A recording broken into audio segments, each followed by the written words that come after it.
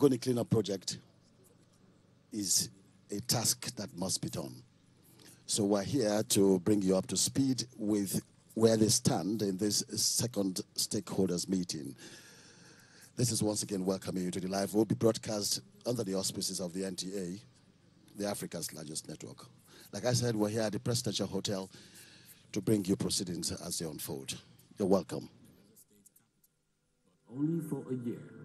Then, upon the approval of the Governing Council, Dr. Dekio sourced and rented Louise's house on the ever-busy Aba Road, signaling a new phase in the project.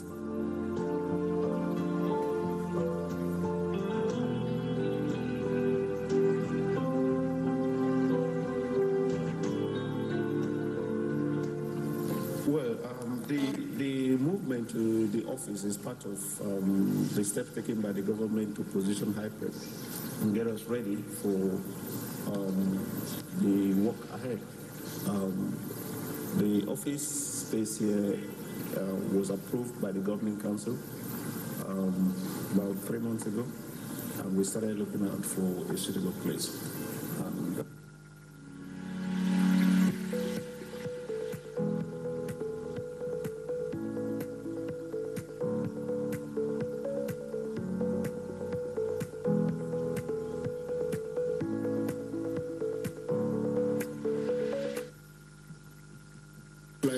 It's about humanity. It's about sense of responsibility. The government has a responsibility to take care of its people. So as a minister, we have a project, and that project is known Hyprep. It is aimed at cleaning the oil spill that has taken place for the past 30 years. A lot of people have suffered some deprivations. They have suffered some health challenges. And some of these challenges may be minor, but if they are not taken care of, they can multiply. So we feel we can impact on the life of people with this little intervention. I had the problem of a lipoma. It's been worrying me for the past 2 years. And when I heard of these free medical services by Hyprep, I think I should avail myself of the opportunity. And definitely when I came here this morning, they operated me successfully, and I give thanks to God. I'm very, very happy because of the treatment of my son. Because this thing has been bothering me for years, but I have no money to treat it. But now, the government treats my son free of charge. I didn't pay anything, and my son is free now. People have benefited immensely, and we too are happy because yesterday we saw a lot of people. I was even surprised that so many people are ill, carrying a lot of illnesses around that they don't have any way of assistance. So when they heard of this, they all came out in masses, and we people were truly sincere. There was no man. We did it as we met them, but they were not known anywhere. Especially one lady, one blessing that is there. And she has been carrying a tumor, a very large growth, and you think she's pregnant for years. But yesterday she was operated upon, and everybody was so happy for her and other people that came. At least there is joy in seeing that people are happy, that somehow their surgical problems have been taken care of after many years of being in pain. And it gives me joy that such an initiative is been brought to this community. Personally, I'm from this local government. We are currently at One, the health center in One, and it's a good thing to know that we are part of this process, and we're working hard to make sure that things are done well and that the people get the best of care that that Hyprep can offer them.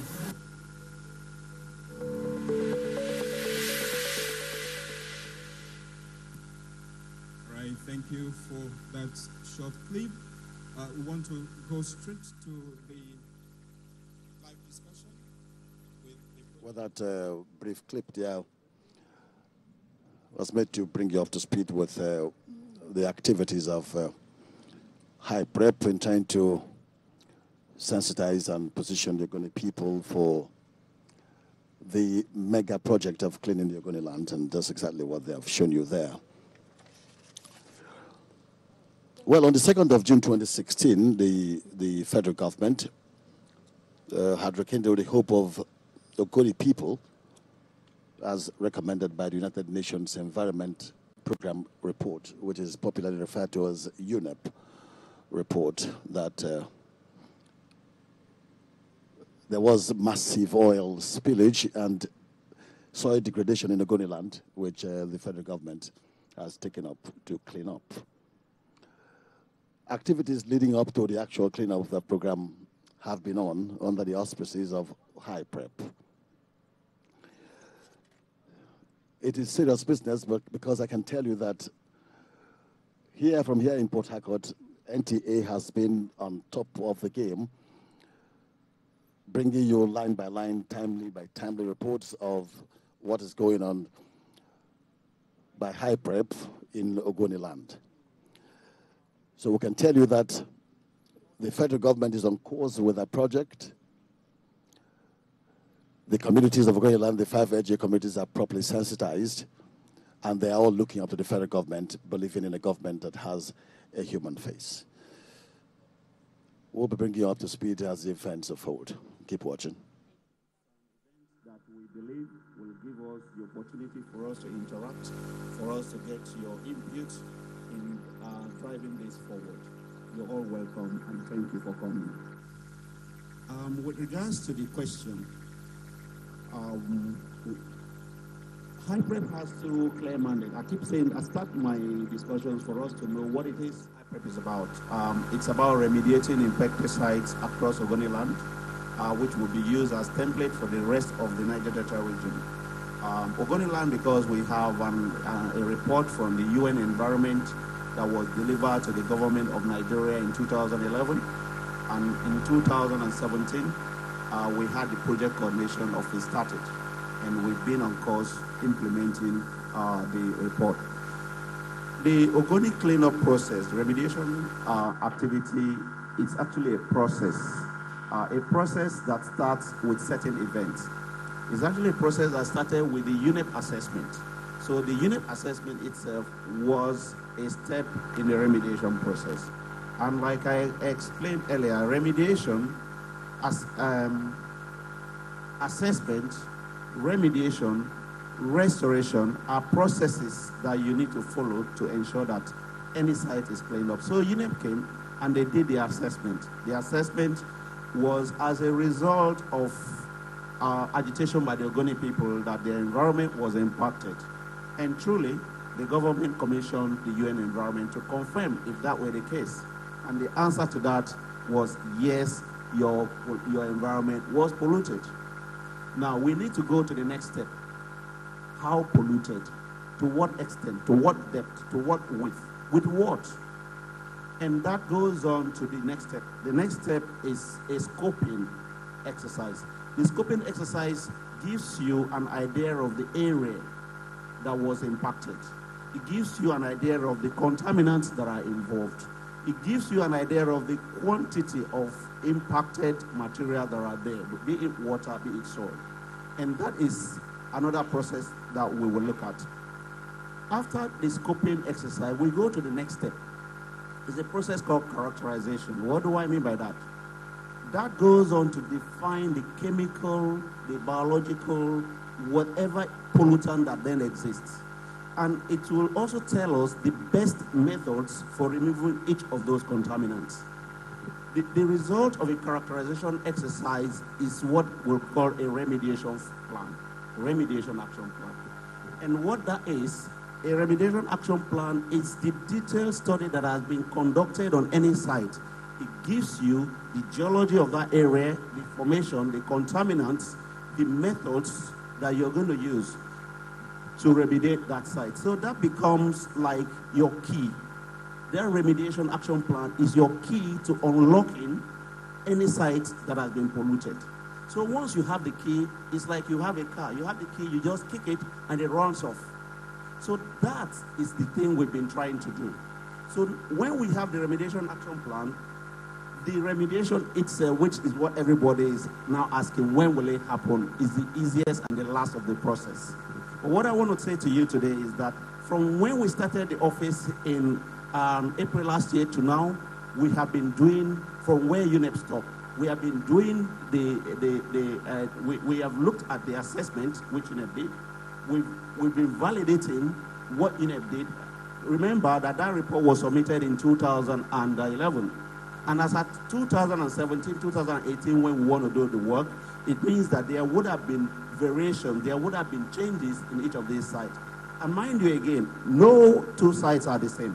The geology of the site, the nature of the contaminant are all different. So we needed to validate all of that. And that is what we've been doing.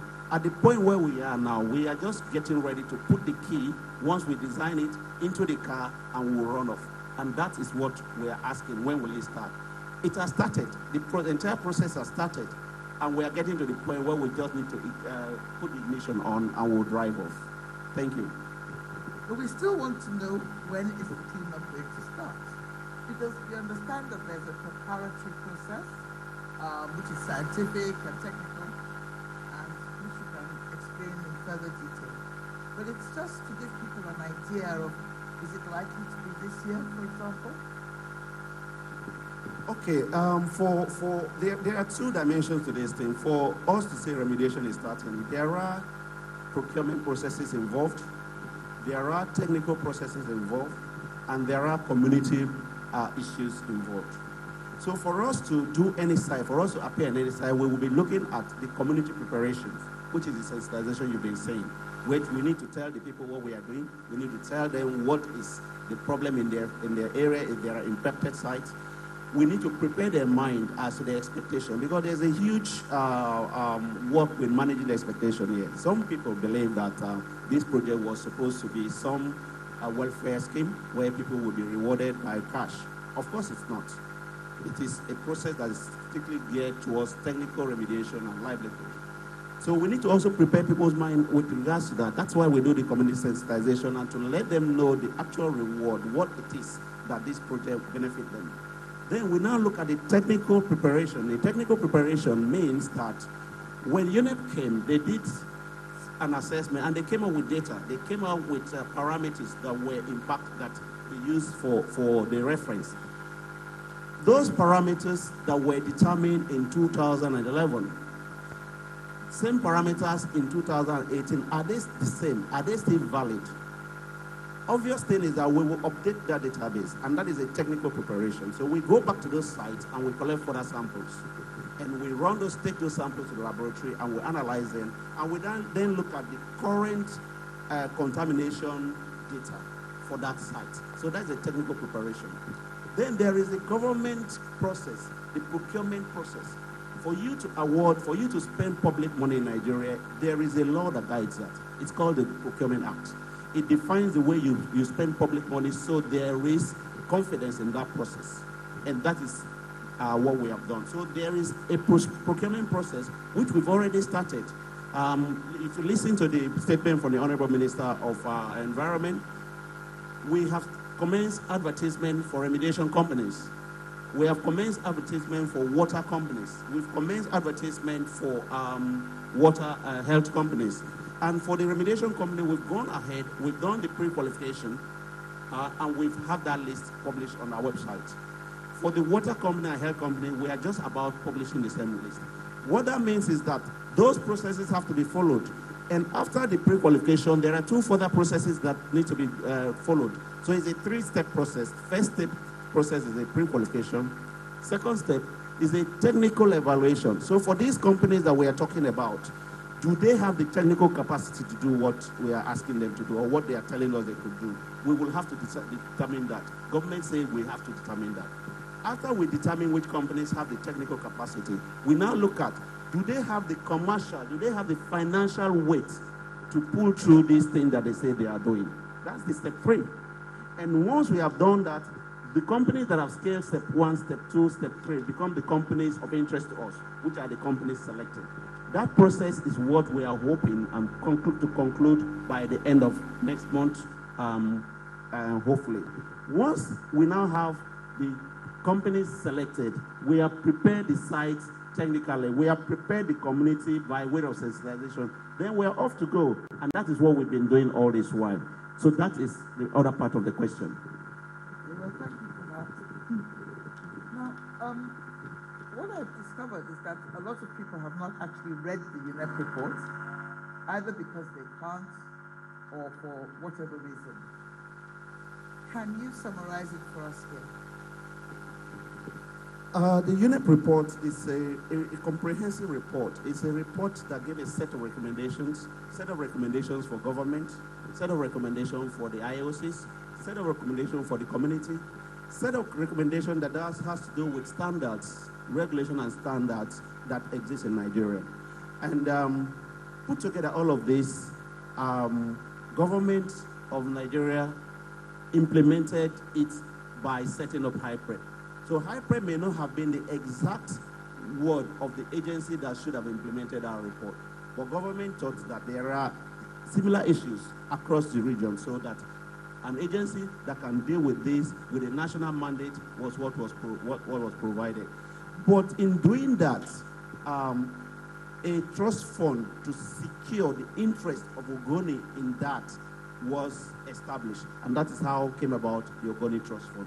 So while we have an agency with a national mandate for the region, we also have the interest of Ogoni secured through a trust fund. So our 1 billion initial money is put in that fund, and it is restricted for use at Ogoni project for our own remediation work.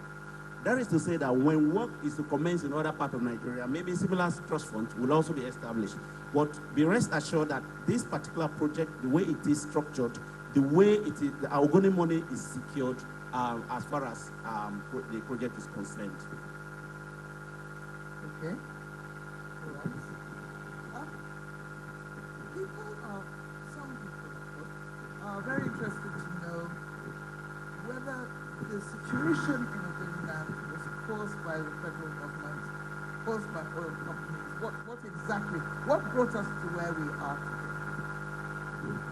today? Well, what brought us to where we are today was our process, our system for remediation is evolving, is still evolving. And what we have going on in HYPREP today is the first of its kind in this country. So there hasn't been a very professional, structured process of attending to environmental issues. So our laws, our regulations, all of these things are the things that UNEP observed in the report, and they made a very clear set of recommendations. So we are here where we are because government is now improving on the way remediation has been done previously. So this is an improvement and the professional and the right way to go. But are there any moves to ensure that the same problem does not reoccur?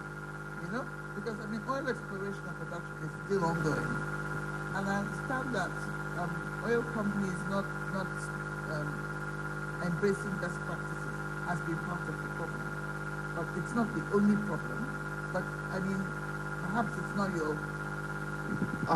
I think what it is this: we have representatives from the oil companies. But what I can tell you is that on the board of trustees and the governing council, the oil companies, they have shown absolute commitment. And maybe I should use this opportunity to invite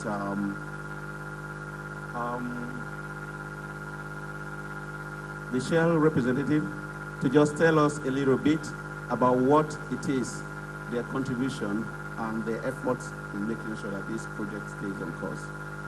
Dr. Vincent Wamboise, can we have you just have a chat and tell us what it is your people have been doing for Ogoni people, ensuring that this project stays on course? And then perhaps afterwards you can tell me and ask what the federal government is doing to make sure that the oil companies stick to their commitment to improve things. Yeah, good morning, our royal fathers and the government principal officers here present. I'd like to stand on the existing protocol. It is the SPDC's commitment to ensure that the success of the implementation of the UNEP report happens. And like we do know, is a multi-stakeholder agenda led by the federal government. We are intertwined with the processes that are ongoing to understanding the remediation practices, the technology, assessment of the sites, to have a formidable and sustainable cleanup. We have assigned to the HYPREP team renowned chief engineer who is working with HIPREP to ensure that the right things happen.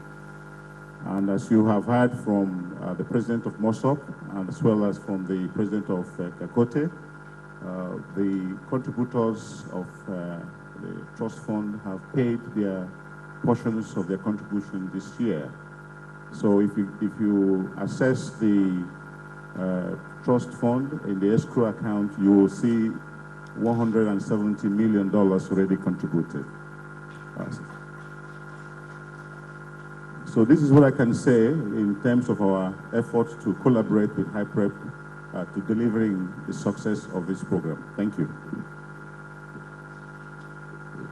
Thank you very much. Anyway, I don't want to get too political, but I was going to say that, I mean, this level of pollution doesn't happen in countries where the government does its job as a regulator. And I just hope that our government is willing to play that role, that regulatory role, more vigorously in future. Okay?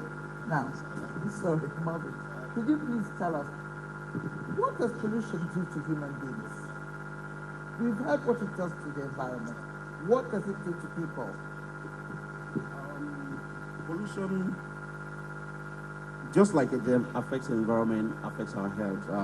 Pollutants get into our food chain, and once in the food chain, it also affects your system. That's why UNEP recommended a health impact study, possible link between the contaminants in the soil and disease patterns in the communities. That's a highly scientific process that you couldn't just say there was this disease is caused by pollution. No, you just couldn't do that until a very detailed study is done. But yes, pollutants that get into the food chain could affect our health. That's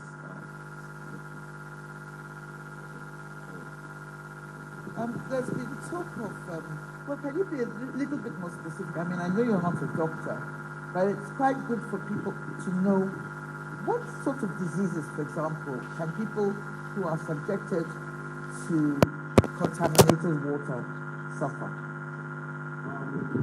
There is medical evidence that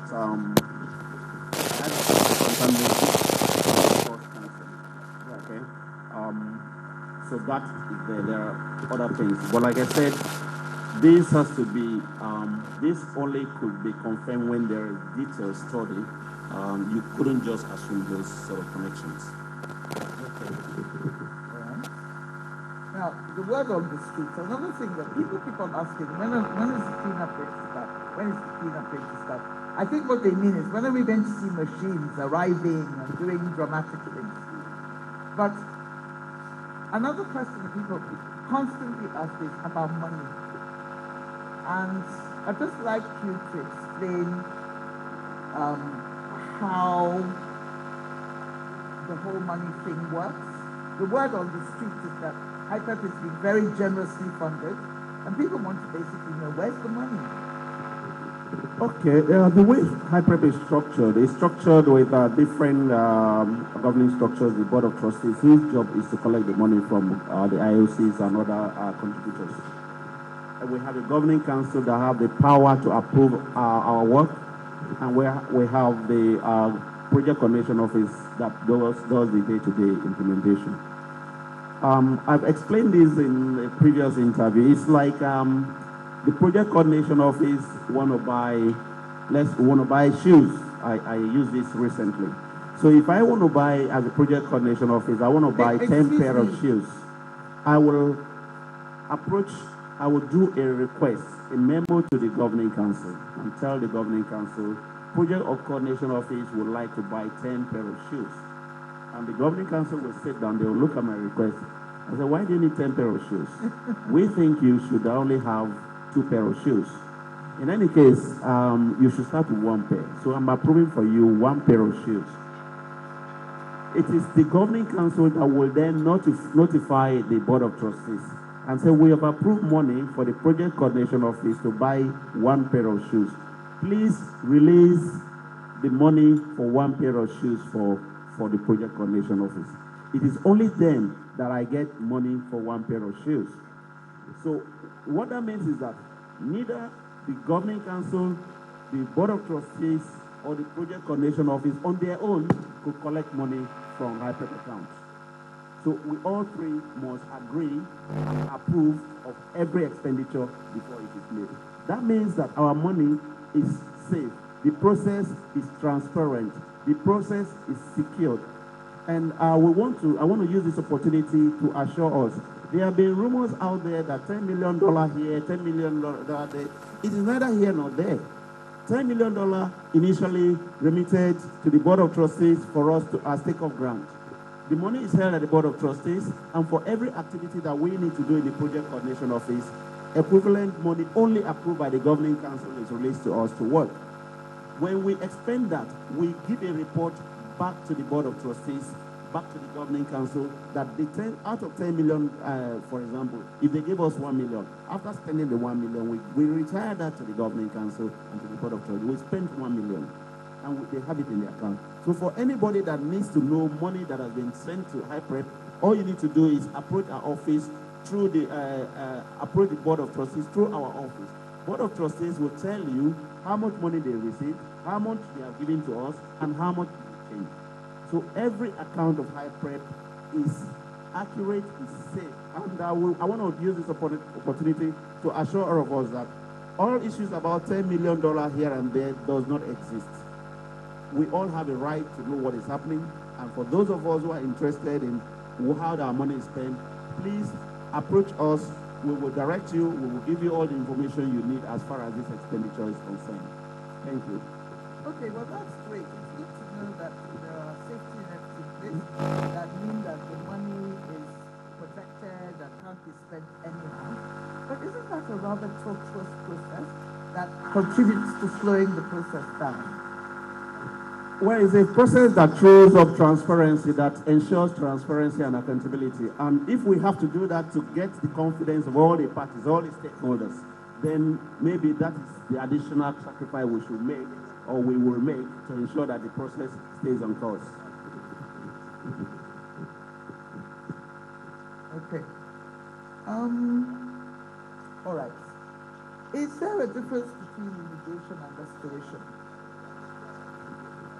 Yes, there is a difference between remediation and restoration. Remediation is the process that recovers, is a recovery process. It's a process that removes the contaminants from the soil. Now, if there has been an oil spill on the side, the first thing you'll notice is that all the plants on that piece of land is gone. They are impacted. So it destroys all life there. Remediation is that process that will make the land again fertile for the plants to grow. Restoration is another process that will allow for all those plants to be, for that land to be revegetated to as close as possible as it were to the original state before impact. So one is putting back life, one is removing the contaminants. Okay, fine. And is it true that illegal refining, artisanal refining, will sabotage the process by repolluting areas of Abuja? The UNEP report was very clear as to the dangers and the challenges that recontamination and artisanal refining poses to the cleanup process. And in that regard, it makes no sense for government to commit so much money to clean up a site only for you to come back and say that it's impacted in 6 months. So this is a huge challenge to this process. And I would like to use this opportunity to appeal to all of us, to appeal to the security agencies, to appeal to the community, to appeal to regulators, and for all of us to pull our weight when it comes to combating this particular challenge. Recontamination continues as we speak, and it is important that it is halted. As a matter of fact, the UNEP report is very categorical. It says that remediation should only start after repollution, after artisanal refining activities has been brought under control. And I believe at this point, where we are asking for remediation work to go on. We are prepared to do that. We are focused on that. We want to appeal to all parties involved, everyone involved for these artisanal activities, all these other ways that impact the environment further, for it to be halted. Okay. Some Ogoni communities are accusing High Prep of neglecting them. Could you explain to those communities that feel neglected whether you're going to get round to everybody in the end? The unit report again was very clear as to the sites that were assessed, but that is not to say that those are the only sites that exist in Ogoni land. So part of what we are going to do now, we will do some more assessments in other areas. So any community where there has been an impact that we haven't reached, be assured that we are coming to you. We will get to that site and we will capture it within the project. Okay. Can communities that have been impacted expect compensation? Because I mean, there are some people who think that High Prep is about money and about funds being distributed. Compensation wasn't part of what UNEP did, and it's also not part of what High Prep is doing. What we have, two clear mandates: remediate impacted sites and livelihood. Livelihood is about training and giving new skills to people in the communities where, as a result of oil pollution, their means of livelihood has been impacted or are affected. That is what we are doing. So compensation is not anything that is part of High Prep mandates. Okay. Now, I understand that there's some agitated persons who would like to ask questions. So I don't have to be the only questioner. Let me throw the floor open. Any questions?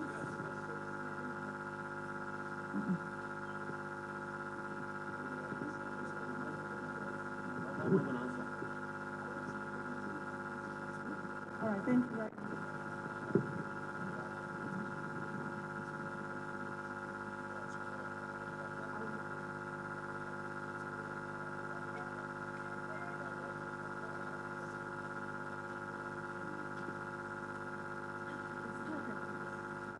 The Honorable Minister for Environment,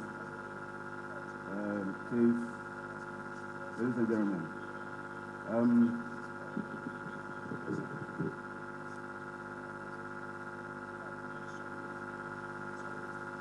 I was waiting for you to finish. First of all, I must register my observation. I'm not criticizing, I'm only making an observation. If the PC I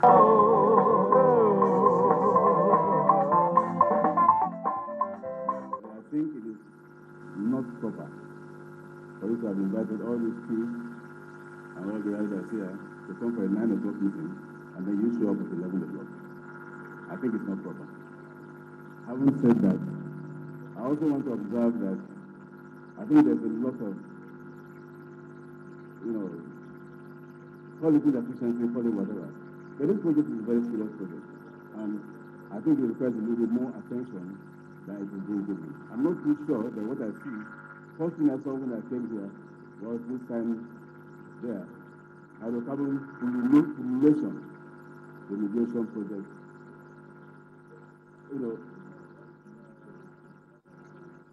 I'm sorry, that's why I'm here. It's a stakeholder forum. Now, having said that, I want to ask 3 questions, and I hope you just take the time so I don't have to speak again. One is that last week, some time back, we discovered that High Prep had appointed some consultants, project management consultants,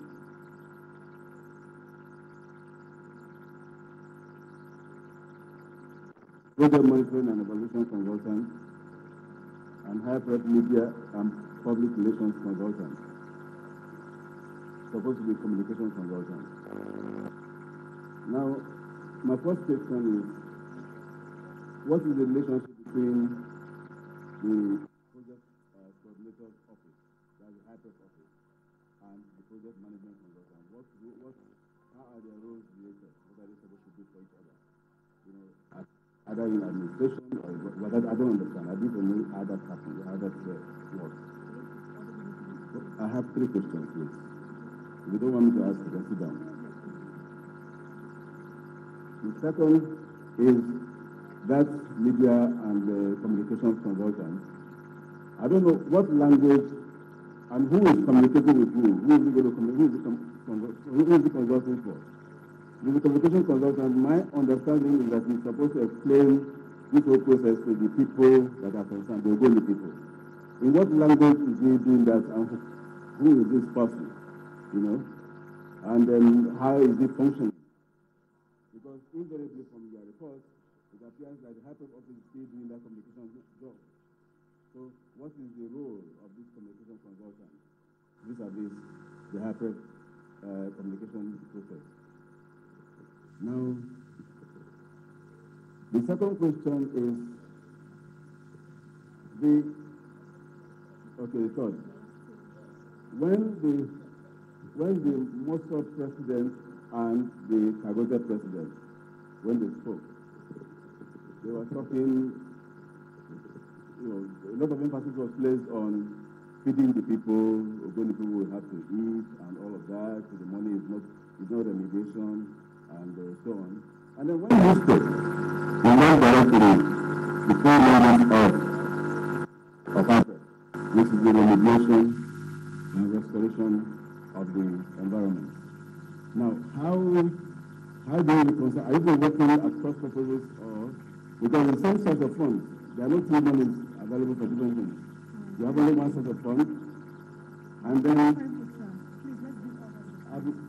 I'm not coming back here to work, please.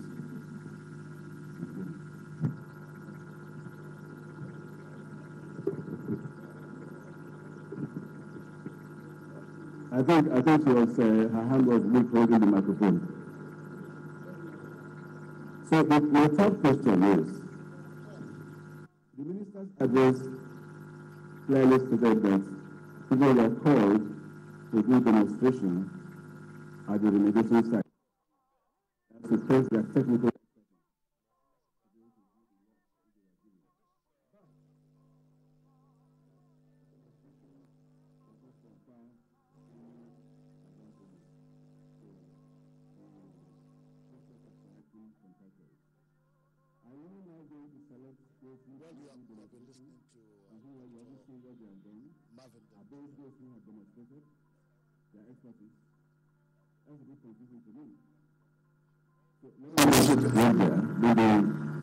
In case you're just tuning in, we are the question and answer session of this program, where the project coordinator, Dr. Marvin Dakil, is taking questions from Ogoni stakeholders, of course, to put them up to speed, the same page with what is happening with the remediation and restoration of life in Ogoni land. The guy on shot there is Dr. Dakil Marvin. He is the project coordinator of HYPREP, taking questions from other stakeholders. Unavoidable, because I have to attend to those, at the same time come back to you. So I'm very sorry, deeply sorry for this. I also just noticed the formulation thing, as you noticed it. I think this was an oversight, and we apologize for this. The department responsible for this will correct it immediately. So I'm so sorry. I want to go straight to the question, sir. You started with the relationship within the consultant. It is true that the processes that led to the establishment of the governing structures, which is the Board of Trustees, the Governing Council, as well as the Project Coordination Office, started before the Project Coordination Office came in. And one of the things that was to be done, or that we did, was that was done before then, was to ensure that there were competent consultants to assist the Project Coordination Office in carrying out the duty. Project management consultants, communication consultants, and monitoring evaluation consultants. So this was a process that was carried out by the Ministry of Environment on behalf of HYPREP. And they concluded that process recently and sent and got those consultants to us here. We had an inception workshop with them. And I can also use this opportunity to just quickly ask the representation of the Honorable Minister to just shed a bit more light on this for us.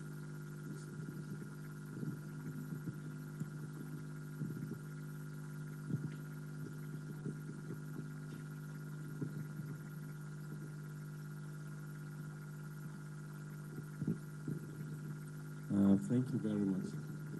Well, like the project coordinator rightly said, the process for procuring project management consultants, the monitoring and evaluation consultants, as well as the communication consultant, was undertaken by the ministry on behalf of HYPREP for two reasons. The process actually predated the project coordination office being very active. But what informed having these consultancies around the project coordination office was, one, the nature of this particular project. It is just not like any other remediation.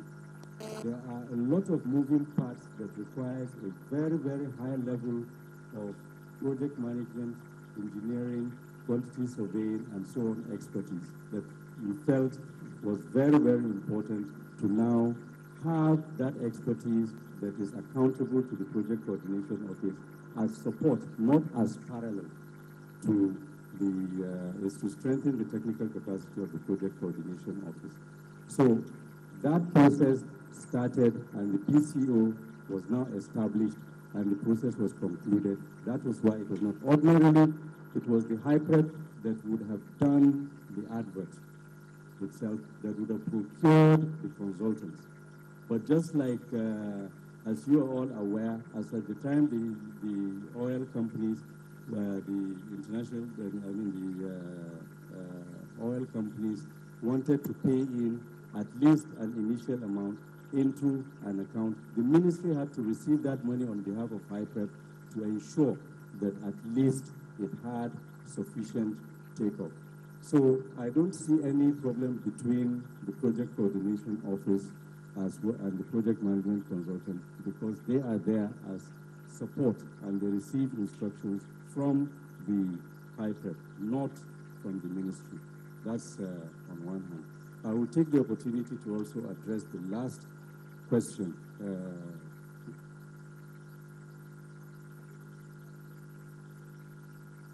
No, not ethnicity. That's not mine. Yeah, the demonstration companies. Now,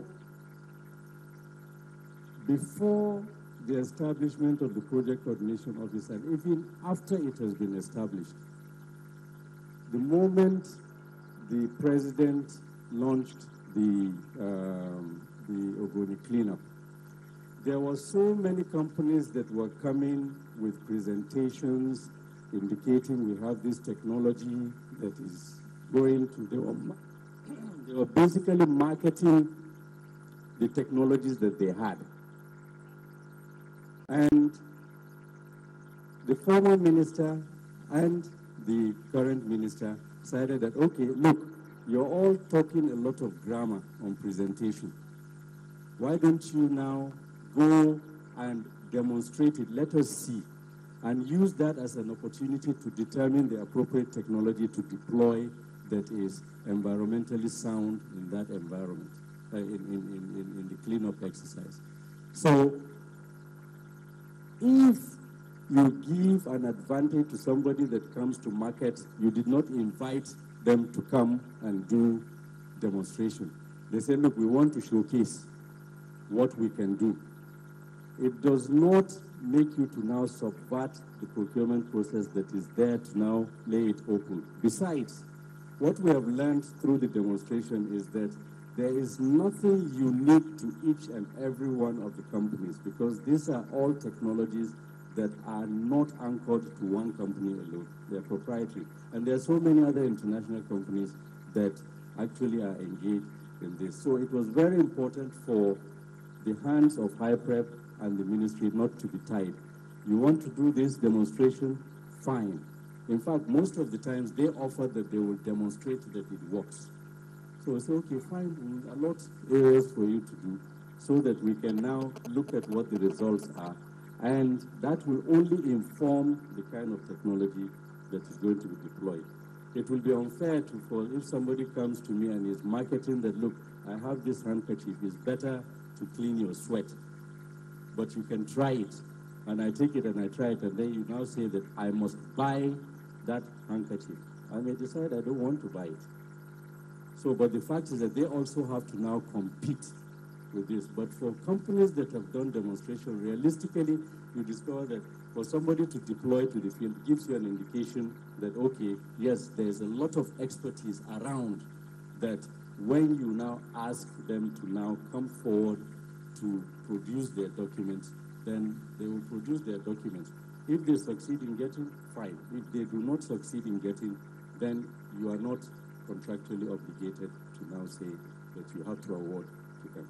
Thank you. All right, thank you so much, Dr. Ishaku. Please, just before we get back to the project coordinator, I just want to say that when he's done with the last answering the last question, we go to other tables for fair hearing. I hope that's okay with us. That's all right. Thank you. Yeah, thank you very much. Go to other tables so we have fair hearing. Thank you very much. I want to answer the other question, sir, where you asked about the mandate of HYPREP. I explained that the mandate of HYPREP is remediation of impacted sites and livelihood. The livelihood angle is what captures what the governing council members were talking about, creating opportunities and job opportunities and welfare for people. So two mandates of HYPREP, the remediation and the livelihood aspect. So that takes care of it. Sorry? Of course, impacted sites is the main reason, but just like the governing council member, Professor Benan explained, and the MOSOP president, you couldn't clean the environment when the people sitting there are hungry. So we tie them together, sir. All right, thank you very much. Next question, please.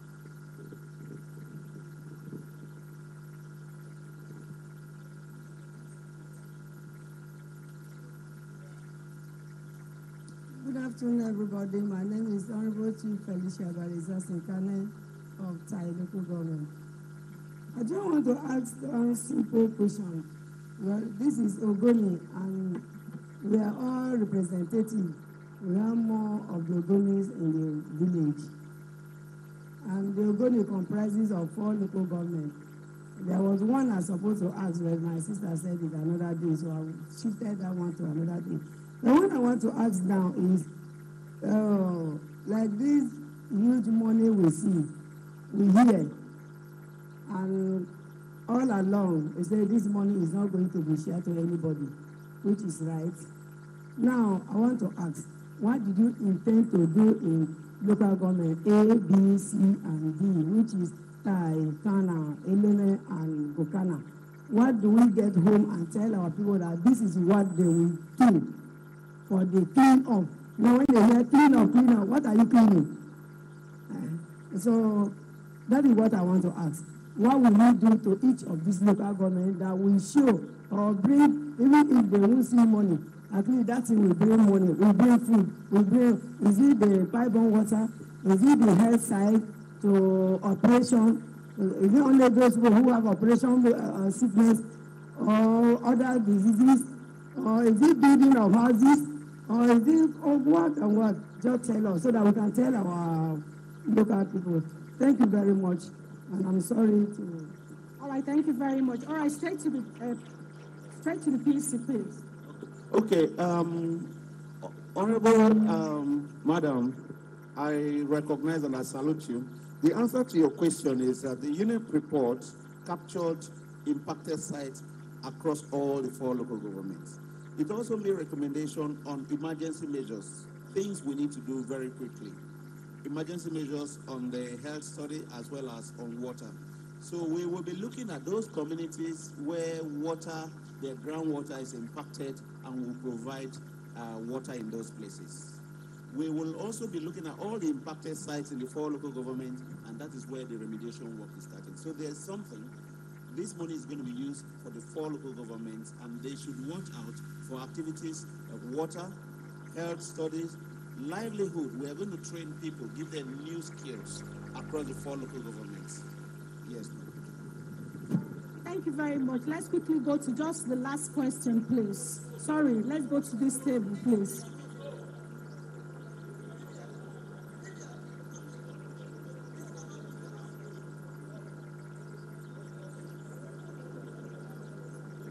The Honorable Minister here represented.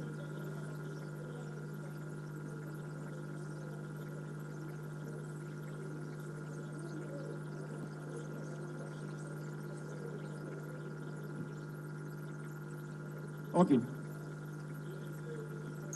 Please, may I be allowed to stand on existing protocol? To what extent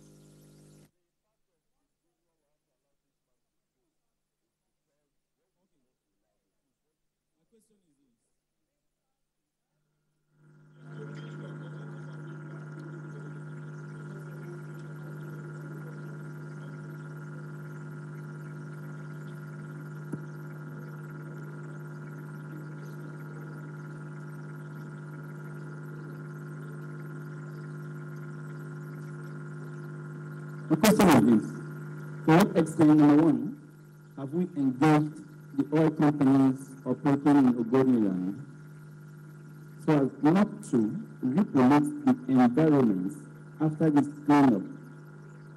We look at gas flaring and spillages, because our knowledge, they are operating with double standard.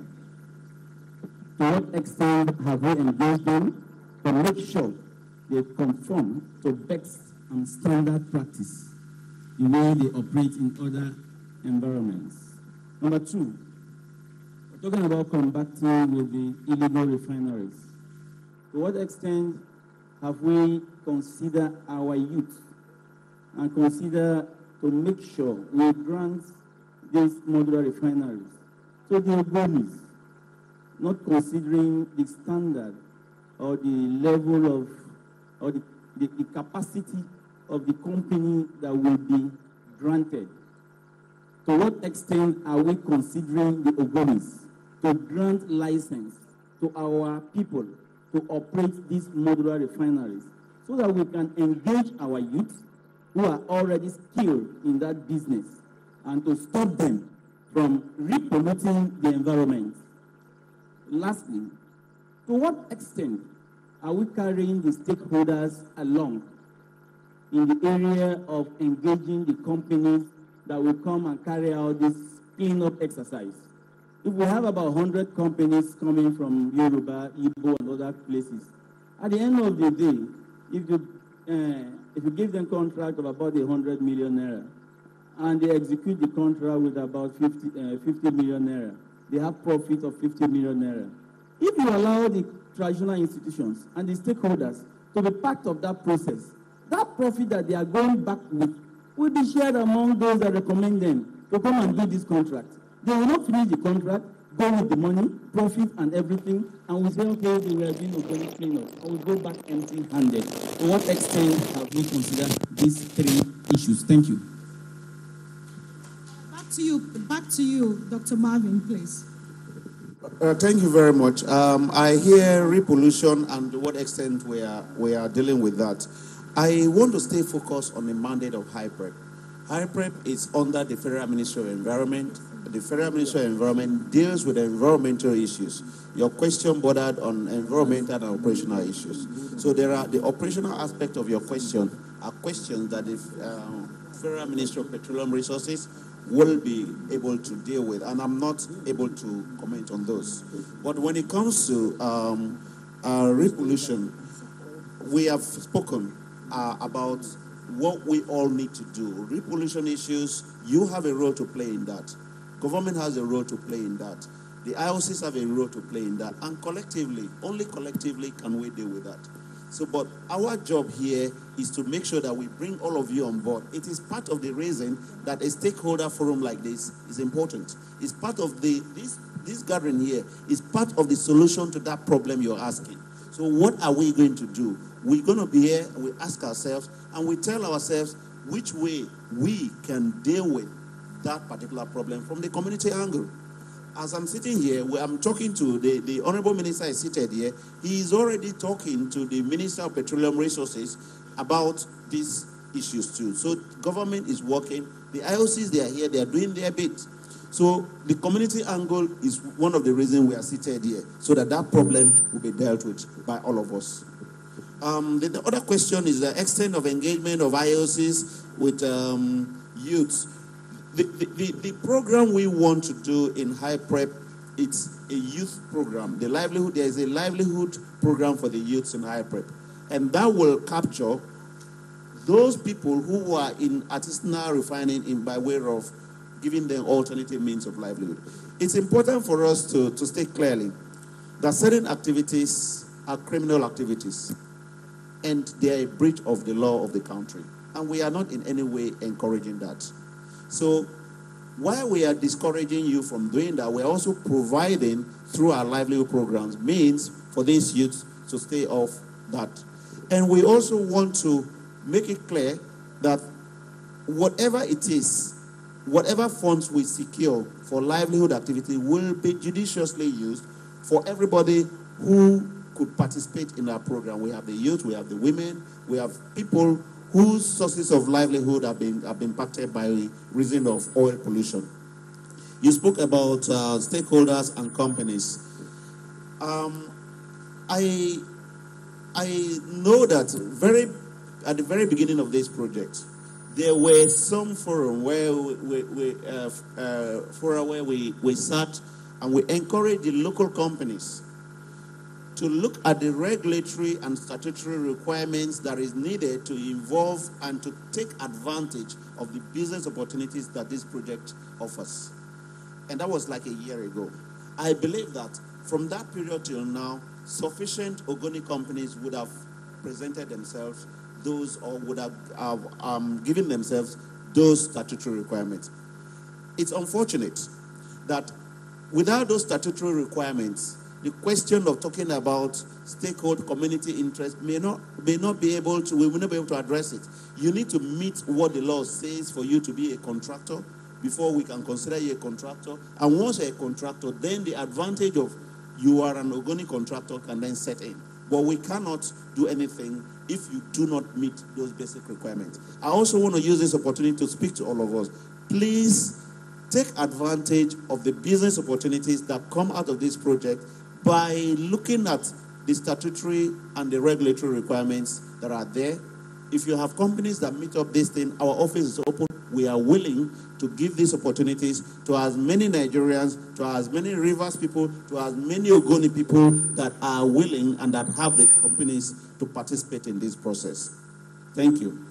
Honorable Minister, very distinguished ladies and gentlemen, we're going to go for a break here to let in the Senator representing Southeast Senatorial District, very distinguished Senator Magnus Abe, who is the hydrocarbon pollution remediation project, which is involved in the cleanup of Ogoni land. Mr. President, in 2017, appointed Dr. Marvin Deckel as the project coordinator of High Prep with a very, very robust governance structure to ensure accountability.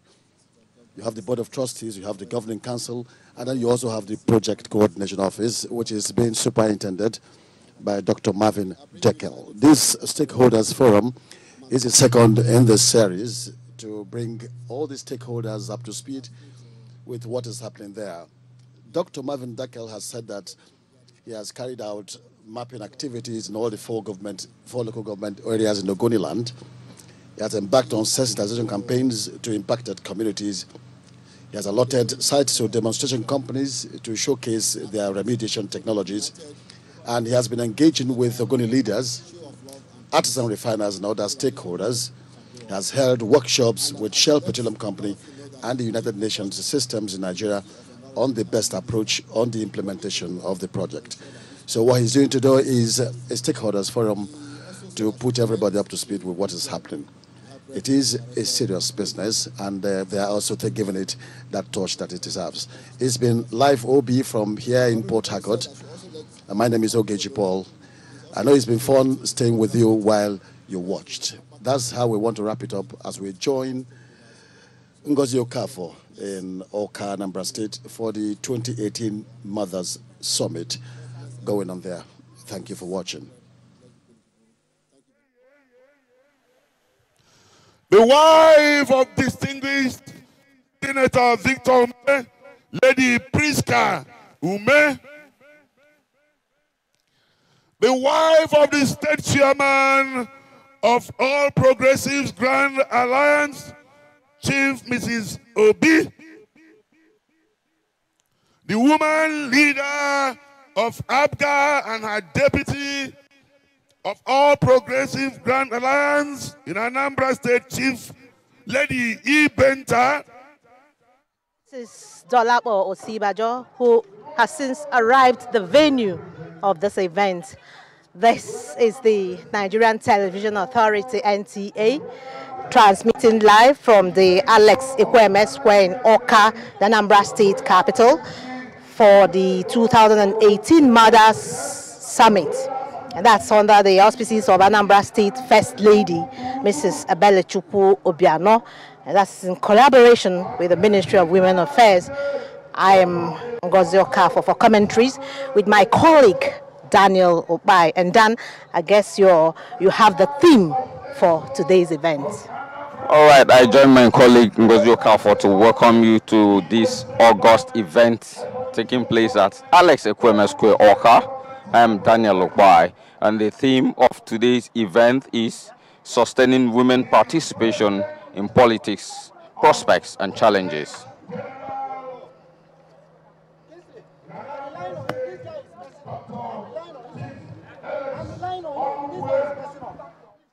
Over the years, women have been relegated. From CWO, PFN, Presbyterian, Baptist Church, Methodist Church, Salvation Army, Where We Can, Anglican Church, etc., etc., etc. Various women organizations from the 177 communities in Anambra State and the 21 local governments in Anambra State. The Honorable Commissioner for Women and Children Affairs, Anambra State, Chief Mrs. Ndidi Mezwe. All the women here gathered today, distinguished ladies and gentlemen. We are all gathered here to celebrate the women of Anambra State. And I make bold to say that Anambra State is one state in this country where women are given their space in the scheme of things.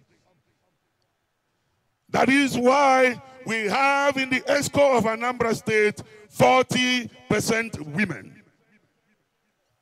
That is why in all ramifications, His Excellency Chief William Adabrochukwu Obiano, the Executive Governor of Anambra State, has always heeded to the advice of his wife, Her Excellency Chief Mr. Ebelechukwu Obiano, to always provide a space in the scheme of things for women. That is why the topic or the theme for this gathering today is sustaining women participation in politics, prospects and challenges. As I welcome you, ladies and gentlemen, may I, with all due respect, invite for opening remarks the Attorney General and Commissioner for Justice Anambra State, Dr. Barrister Mrs. Uju Mogu, to come and take the opening remarks. Ladies and gentlemen, a round of applause for her, please.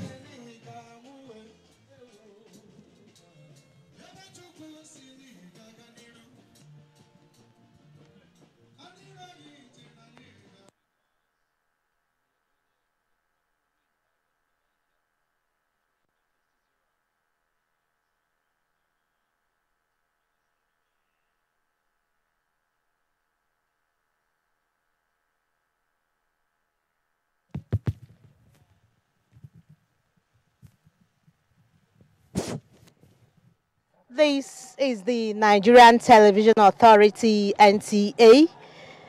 We're transmitting live from the Alex Kweme Square in Oka, the Anambra State capital, for the 2018 Model Summit under the auspices of Anambra State First Lady, Mrs. Ebelechukwu Obiano, and that is in collaboration with the Ministry of Women Affairs. I am Ngozi Okafor for commentaries with my colleague Daniel Obai. And Dan, you should be. The Anambra State Government, Chief Ebelechukwu Obiano, Osodieme, Ojuneme Ogo, ezigbo mmadụ, ndị folo ndị ife na-atụlụ n'anya n'anya. Her Excellency, the wife of the governor of Delta State, Your Excellency, the wife of the governor of Enugu State, Your Excellency, the first female governor of Anambra State, Dame Veji Etiaba, Your Excellency, the wife of the former president of Nigeria, Chief Mrs. Bola Obasanjo, the Honorable Minister for Women Affairs, Mama Taraba, the Speaker of the Anambra State House of Assembly, Barrister Rita Madaagwu, the wife of the national chairman of Abuja, our own party, Law, and Chief Mrs. Victor Oye. May I please crave your indulgence to stand on already established protocol for want of time. It is an honor and privilege for me to be chosen to stand here before you to make this opening remark on this epoch-making occasion, epoch-making event, and an annual event as it is in Anambra State. We are women gather every August to deliberate on the affairs that affect women, to deliberate on the affairs that will move Anambra State forward, that will move all the states forward, and Nigeria as a whole forward. First of all, I must commend Her Excellency, the wife of the Executive Governor of Anambra State, for this annual event, for organizing all of this, and her team for being a mother to all of us, being a mother to the less privileged, being a mother to the vulnerable, and being a mother, like we call her, Mother Teresa, because she built houses for the indigent, widows, trained the less privileged in different kinds of skills and empower them at the same time. Provide water by way of borehole in towns, provide toilets for all the places. She's been doing wonderfully well for the less privileged. Your Excellency, Ma, I thank you and I appreciate you, and we in Anambra State appreciate you.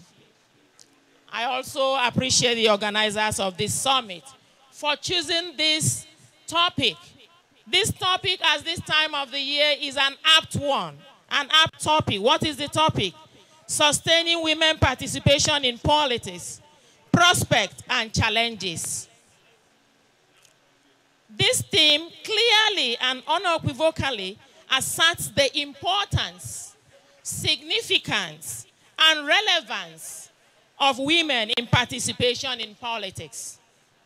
The theme is aimed at how this participation can be sustained And further, what are the prospects thereto? And then the challenges therein. And very importantly, it is a mother summit, not just an ordinary summit, not just a female summit, and not just a woman summit, but a woman and a mother's summit.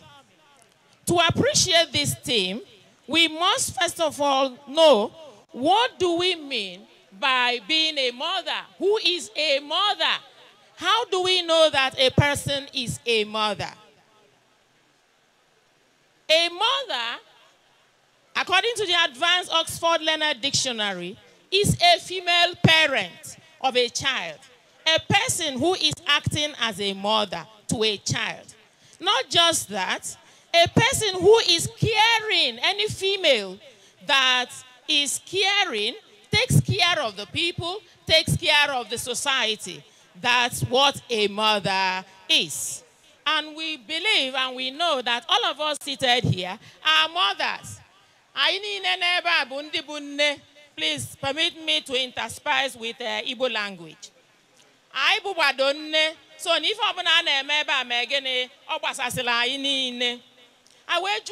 what is politics? What do we mean when we say politics? What does politics mean? It means who gets what, when, and how. Who gets what, when, and how. That's what politics mean. And in our politics applies in all aspects of our lives, both in our private and public lives, in every human endeavor, in business, in government, or in schools, and what have you. Think about anywhere politics is applicable. But our concern here, I believe, is politics. Our concern in this summit is politics in the realm of government and governance. That's what I believe we are here for. In various and respective levels and organs in the country. Partisan politics, elections, leadership at various levels of government, the legislative, the executive, the judicial arms or organs. So the recurring decimal in all political equation is power. So we are talking about power. Power to do this, power to do that. Government of the people, and we are talking about democracy. Government of the people, by the people, and for the people. Politics, I know. Politics, therefore, is all about giving the good life to the citizenry. And when we look at the world today, we can run through a memory line of women who have participated effectively in politics in the world generally. For example, let's look at the Croatian president who was even there at the World Cup.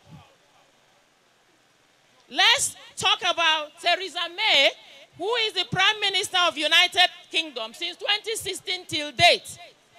Let's talk about Angela Merkel, who is the Chancellor of Germany till date. And who, if I continue to enumerate, we have a host of numbers of women who are in politics and who have made it in politics and have really achieved it in politics.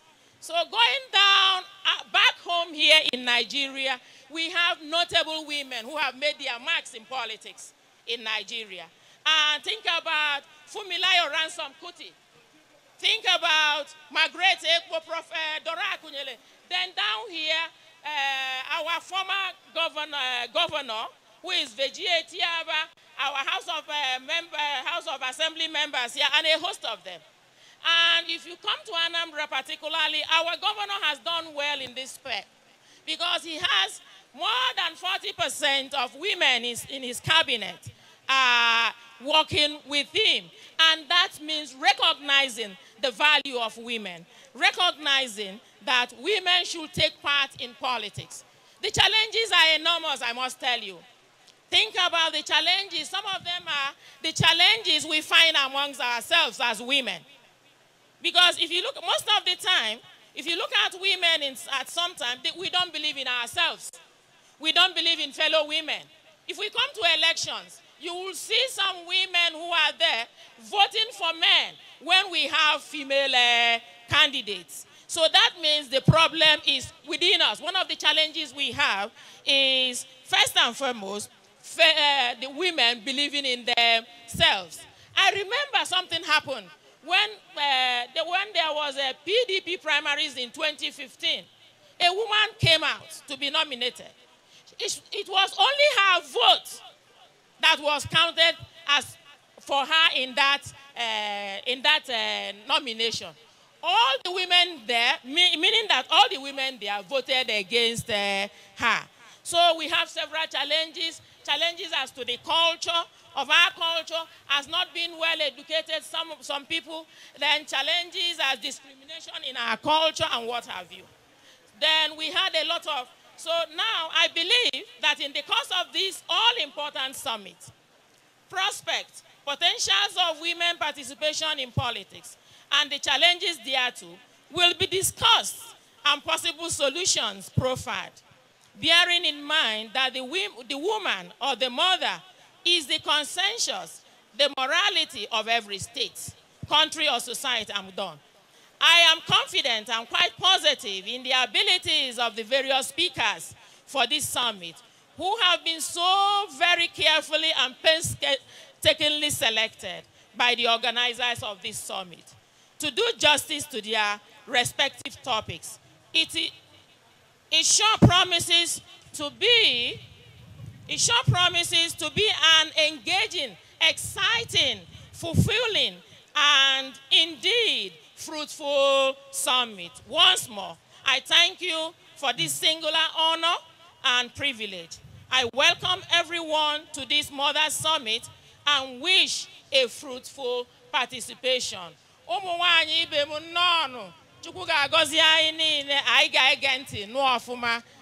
May God bless all of us all. Thank you.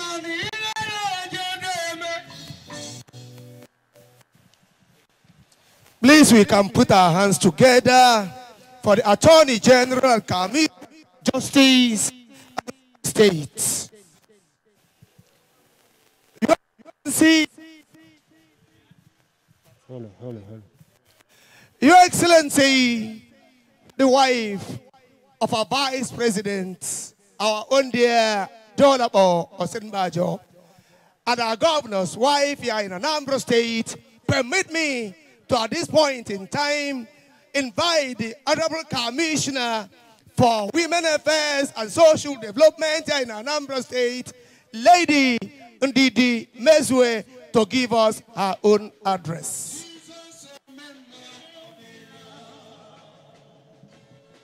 Hello.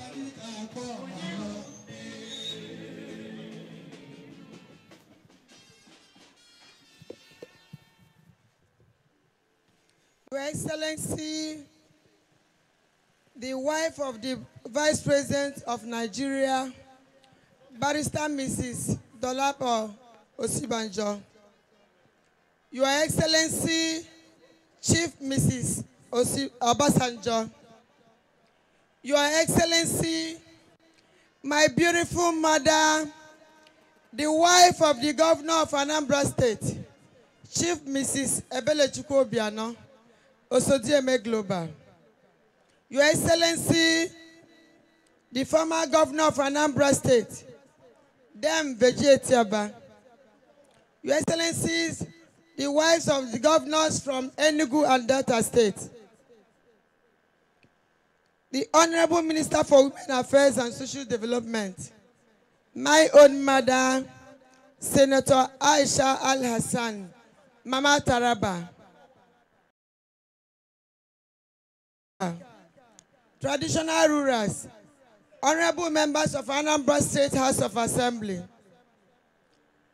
the ESCO members here present, leaders of the various women groups, may I stand on the already established protocol. It is my pleasure to welcome you all to our 2018 Mother Summit. This great occasion presents us with a unique opportunity to address an issue as important as the prospects and challenges of sustaining women participation in politics. I have no doubt that our mothers who are gathered here from the 179 communities across our great state, Anambra, and beyond, are adequately motivated for this event, which will cast spotlight on the impressive role women play and have continued to play in our society. We will also get informed on why the benefits of women in politics far outweighs the challenges.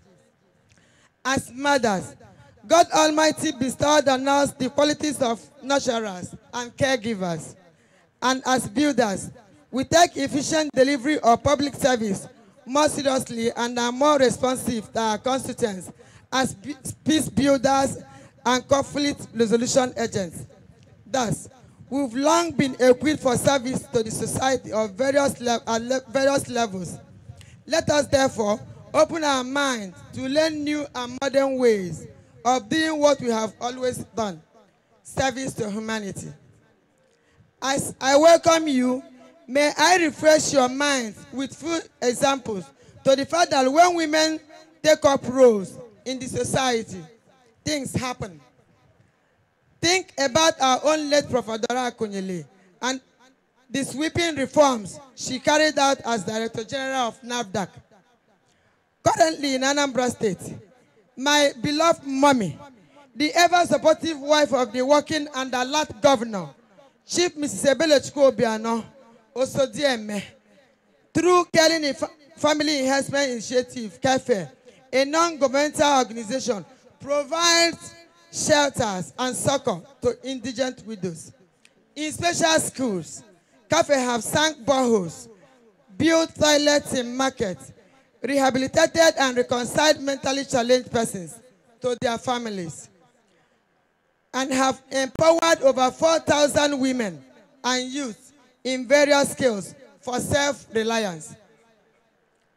Osodieme and others of like minds have indeed proven that when women take up positions of leadership, there is remarkable difference in policy making and quality of life.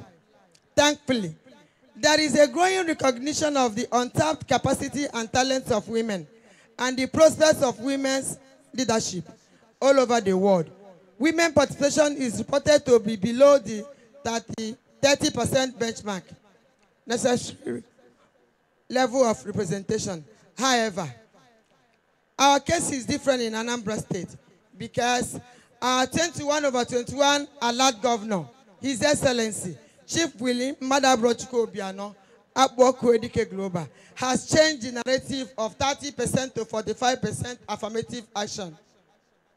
For instance, 2 key positions of speakers of the State House of Assembly and the Attorney General and Commissioner for Justice are both occupied by women. Additionally, more than 45% of the team working with the governor, made up of special advisors, senior special assistants, and special assistants, are women who have demonstrated capacity in their various fields of endeavor. In the words of Madeleine Albright, chairman of the National Democratic Institute, women in power can be counted on to raise issues that others overlook, to support ideas that others oppose, and to seek an end to abuse that others accept. Ndinne, it is time to collectively begin to work towards making it possible for women to participate actively in public leadership. It is time to begin to shatter stereotypes about women's participation in politics. I hope that after today, our women will grow, dream, and serve. Because the truth is, if women are empowered, the society is empowered too. Once more, I welcome you all. Thanks and God bless. We love you.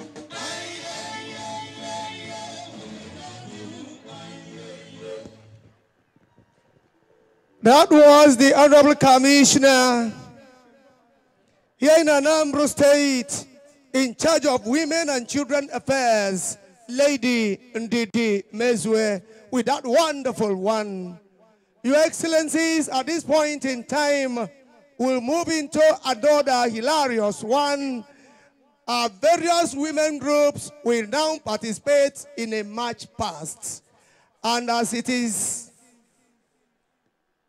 supposed to be, somebody will take the salute.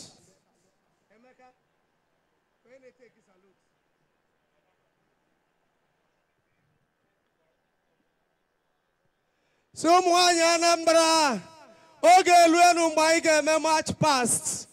Women groups bikono, and oyege nyanyi band, biko kwalanyi band, maka march past anyi, maka na the moment anyi baputa Her Excellency, the wife of our Vice President, Federal Republic of Nigeria, to do us the honor of taking the salute. It will now commence. And remember, also dear make global. Because if the husband is Akbo Credit Global, she should be also. Nigerian Television Authority, the NTA, at the 2018 Mothers Summit in Anambra State. And coming up is a march past by various women from local government areas in Anambra State. 177 local government areas are going to march, with the wife of the Vice President taking a salute. Real privilege for the women to witness this event and seeing the wife of the Vice President live here in Oka. Earlier, the Commissioner for Women Affairs and Barrister Mrs. Ujunwogu, who is the State Attorney General, had opened this event with emphasis on building the women and giving the women opportunity to participate meaningfully in Nigerian politics. And I think that whatever that is done here today, they are taking a cue from activities of a wife of President Mrs. Aisha Buhari, and that's to continue to support government programs and projects, and that's to make life more meaningful to Nigerians, especially at the grassroots. Yes. It must be realized that the role of women as homemakers cannot be downplayed, in that it equally has an extended impact on their responsibility in service. And so it is that they should be given opportunity to participate meaningfully in politics. Yes, talking about giving women the opportunity to participate in politics, there is no doubt that women have some potentials and rights that's to contribute meaningfully to the development of their country, and therefore the Nigerian government should work towards achieving gender equality and democratic governance.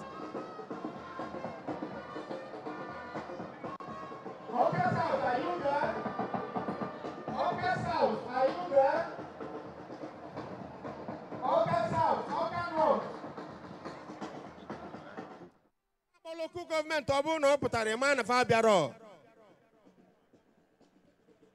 Ina abia iweli fege gosi local government isi. Una abia gbala anyi egwu. Rapu na ifu unu bi bia ma ogede. Ma ji ma okuku unu bia rapu na. Mana unu ga gosi local government unu si.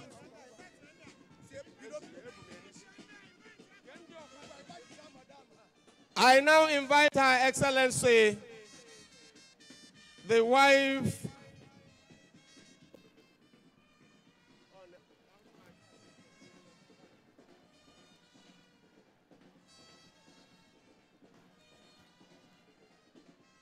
Biko, line up. You have 1 minute, every local government. Showcase every dancing step, every cultural attribute.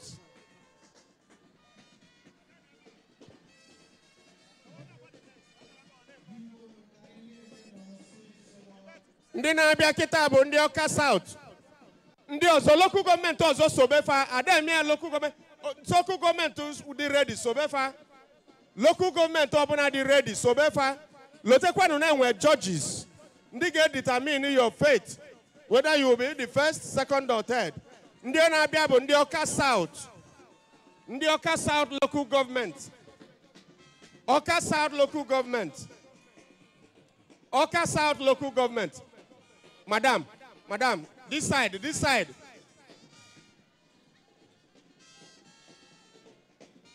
Oka South local government. No. I got the Kununra. If I do competitive, Ima ife kusima imeya. Ndi abondi Oka South. 1 minute. Ana George Kunu mwene kipu kwa to time. Mune umekwalife ku. Onyaga fena line na. Onyaga fena line na. Kedu ndị na-abịanụ ndị Ọka North. Local government also dị ready. So befa. Ndị a bụ ndị Ọka South. Local government also dị ready. Onye dị civil defense. Pụọ dia na ndị judges nọ dia. Pụọ dia. I now want to welcome the wife of the vice president and the wife of the governor taking the salute. The wife of the vice president and the wife of the governor taking salute. Oka South. Gabaziano. Ibukali oge uneluso omaka unu. Aga mandi ga-ebu iko a. Ibukali oge. Ana m afụ ndị Ọka North.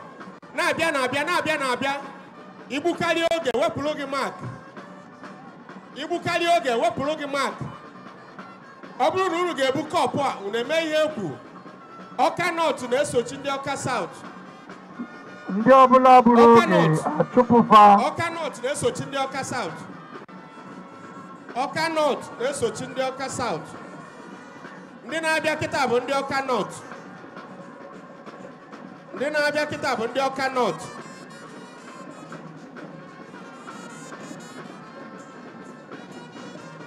Ndị Ọka North.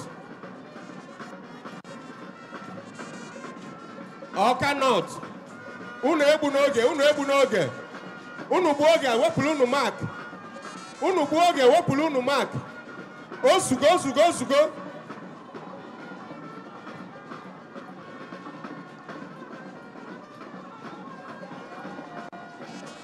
Unu gbuo oge wepụrụ unu mark. Na-aganụ. Unu na-ewelikwa ọbịa unu elu na-ekwe n'anya nwunye vice president. Ndị ọzọ bụ ndị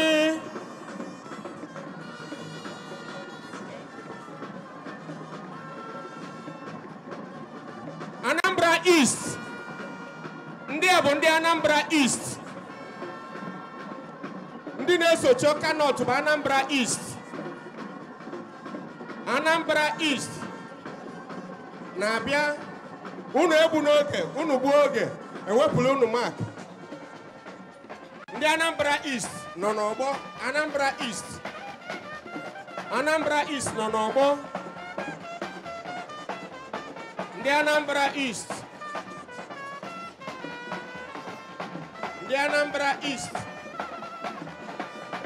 Unu egbu n'oge. Ndị Anambra East.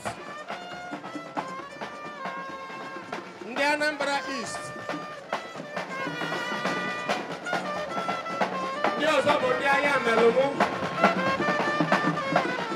Unu egbu n'oge. Unu gbuo oge na-eluso maka unu.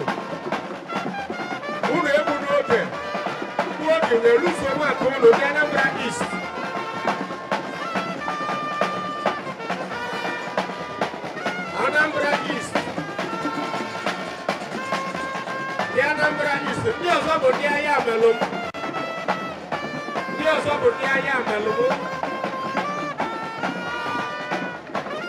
Unu egbu n'oge. Unu gbuo oge wee luso maka. Ịnọrụ na-amadi maka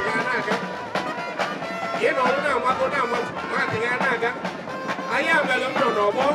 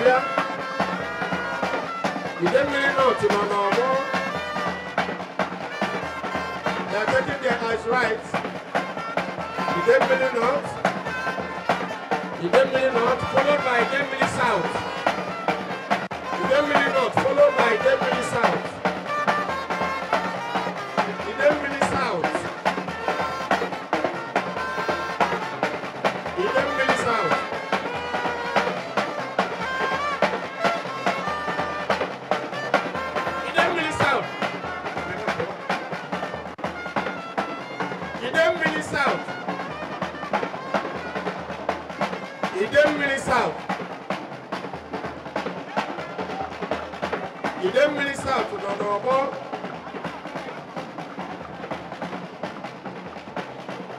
Near Ihiala. Near Sobo Ihiala. Ihiala.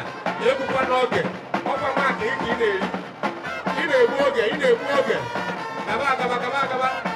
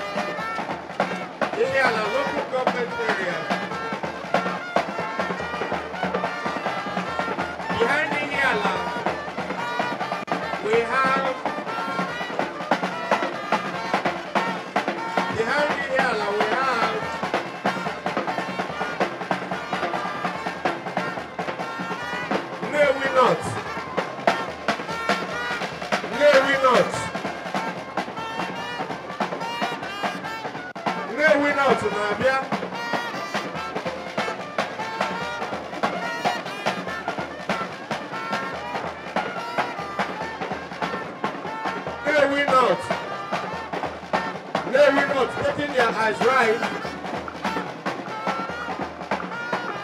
Nay, we not. Oh, for Nabia. Nay, we not, Nabia.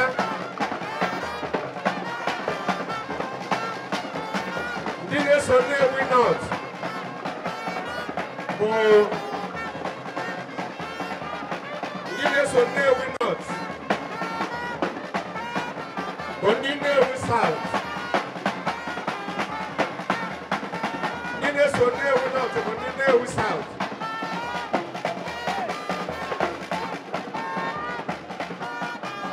Now that's in the UK, Now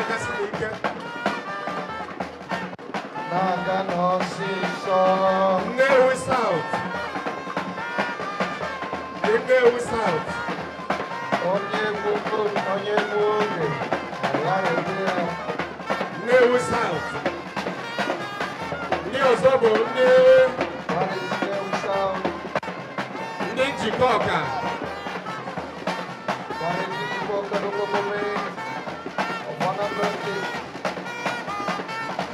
Chikoka. Unity vote. Chikoka. Ohanaga. Chikoka.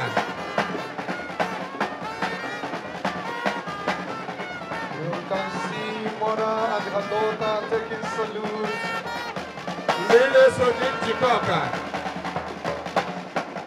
Nile Sodin Chikoka. Bundi on it and not. Nile Sodin Chikoka, Bundi on it and not. On it and not. After Chikoka, you get on it and not.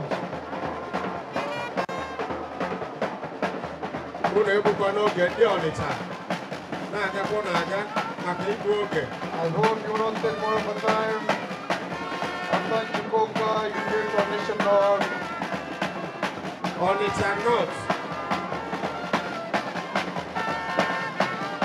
What a beautiful mother and daughter taking salute on it and not. On it and not.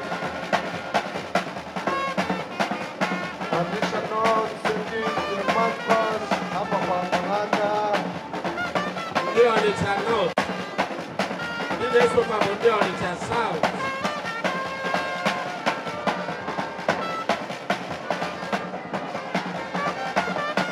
The other north.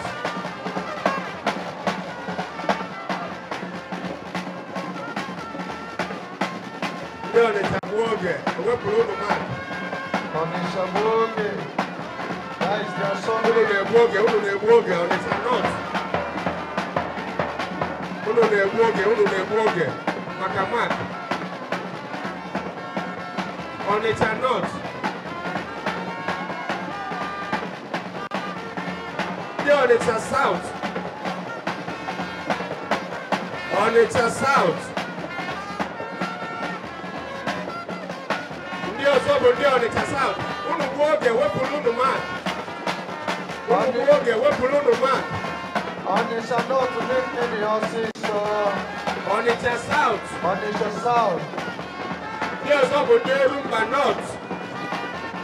Orumba North. Taking their eyes right now. Onitsha, taking their eyes right. Onitsha South, they were their eyes right in how you are. Yorumba North, Nabia. Yorumba North. Orumba North. Ibu oge wepụrụ mark.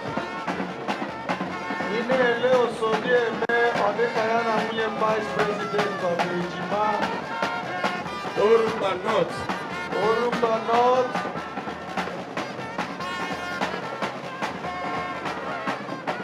Orumba North to Orumba South. Mommy, they are telling you the way they feel, see you today. I can see Princess Nikki Ugochukwu. Princess Nikki Ugochukwu, Chairman House Committee on Women Affairs, member representing Orumba South. Women, Anambra State Princess expressing their feelings, having you in the midst. Orumba South. This is Orumba North. South of the Aguanta, the Obaru. Obaru. So the Aguanta, the Obaru. Obaru.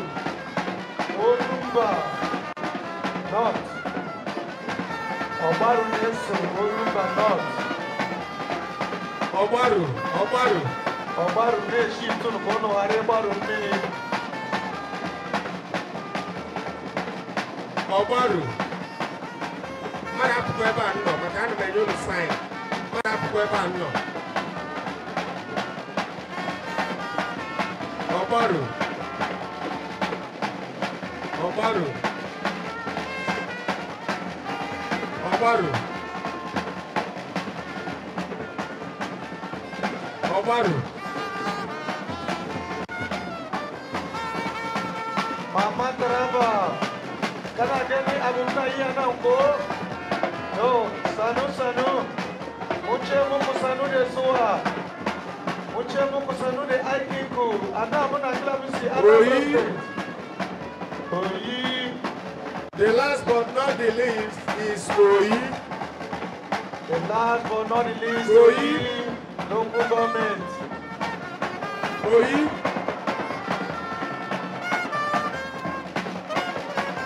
Oyi. Ọmọ wáyé lọ́rọ́ ni ẹ gánà ní ètò à. Ọmọ wáyé ọ̀nà Ghana kòkò.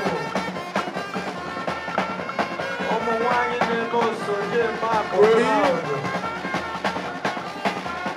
Oyi. Nínú wáyé ọ̀kọ́ àrẹ ní wúnyẹ gọ́gọ́nà kálá sí ìrọ̀lọ́. Oyi. Oyi.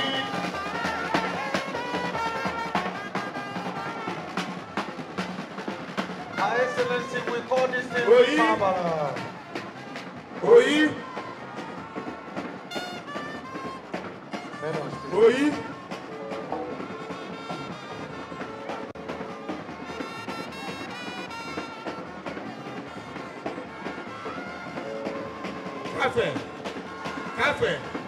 Cafe.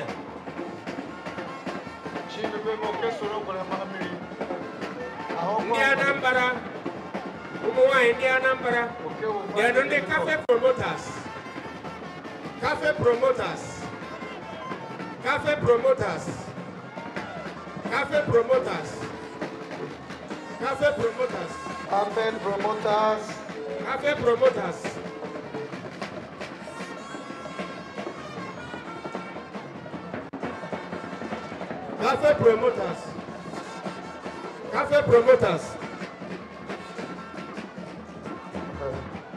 Her Excellency, the wife of Vice President of the Republic of Nigeria, we really appreciate you for your patience. Yes. Ladies and girl guys. At this juncture, I want to call up the March Past by thanking Her Excellency, the wife of the giver. A round of applause, please. A round of applause. We are now waiting for the judges. We are now waiting for the judges. May we be upstanding to receive the wife of the Vice President. There is something that makes me come into your presence. Thank you. I have found. There is something that makes me come into your presence. I have found. I have found. I have found. I have found. I have found. There is something that makes me come into your presence. I have found. I have found. I have found. I have found. I have found. There is something that makes me come into your presence. I have found. Thank you. There is something that makes me come into your presence. I have found. There is something that makes me come into your presence. I have found. Thank you. I have found. I have found. I have found. I have found. There is something that makes me come into your presence. I have found. Jesus, remember.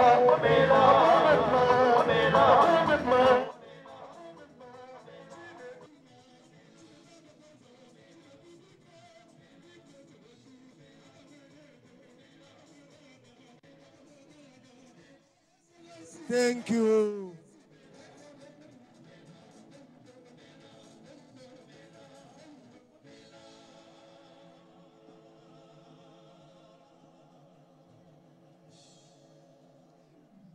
Please, ladies and gentlemen,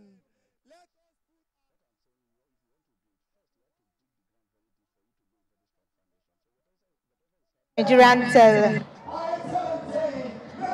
Nigerian Television Authority.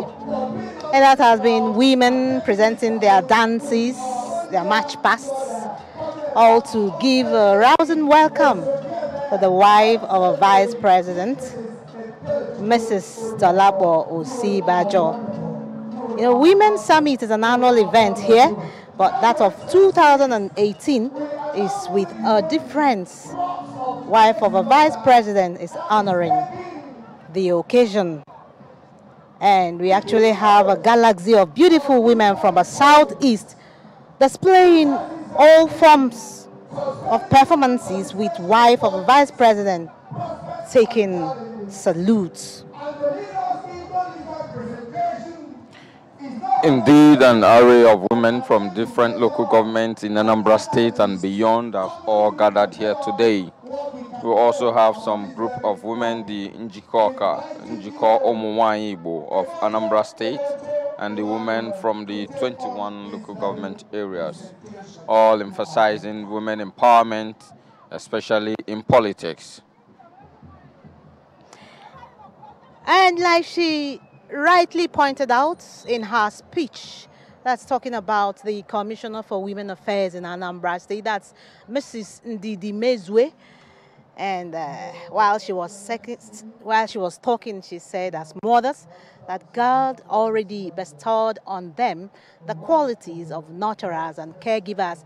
And as builders, they should take efficient delivery of public service more seriously and should be more responsive to their constituents as peace builders and conflict resolution agents.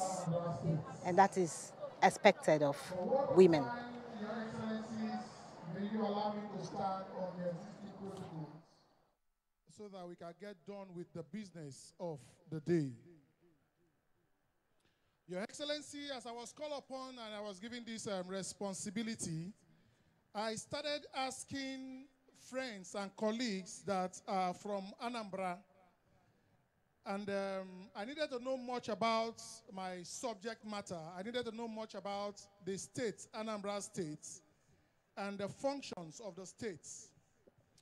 And a very close friend of mine taught me a song that fits so well with the summits that we're having at the moment, Mothers Summit. My accent might betray me if I decide to sing the song very well. So, Your Excellencies, you may forgive me if my accent doesn't speak well to what the accent should be. But I think the band will help me to sing that song for just a while. It says, Oboye gangpo mama nemo. Yeah.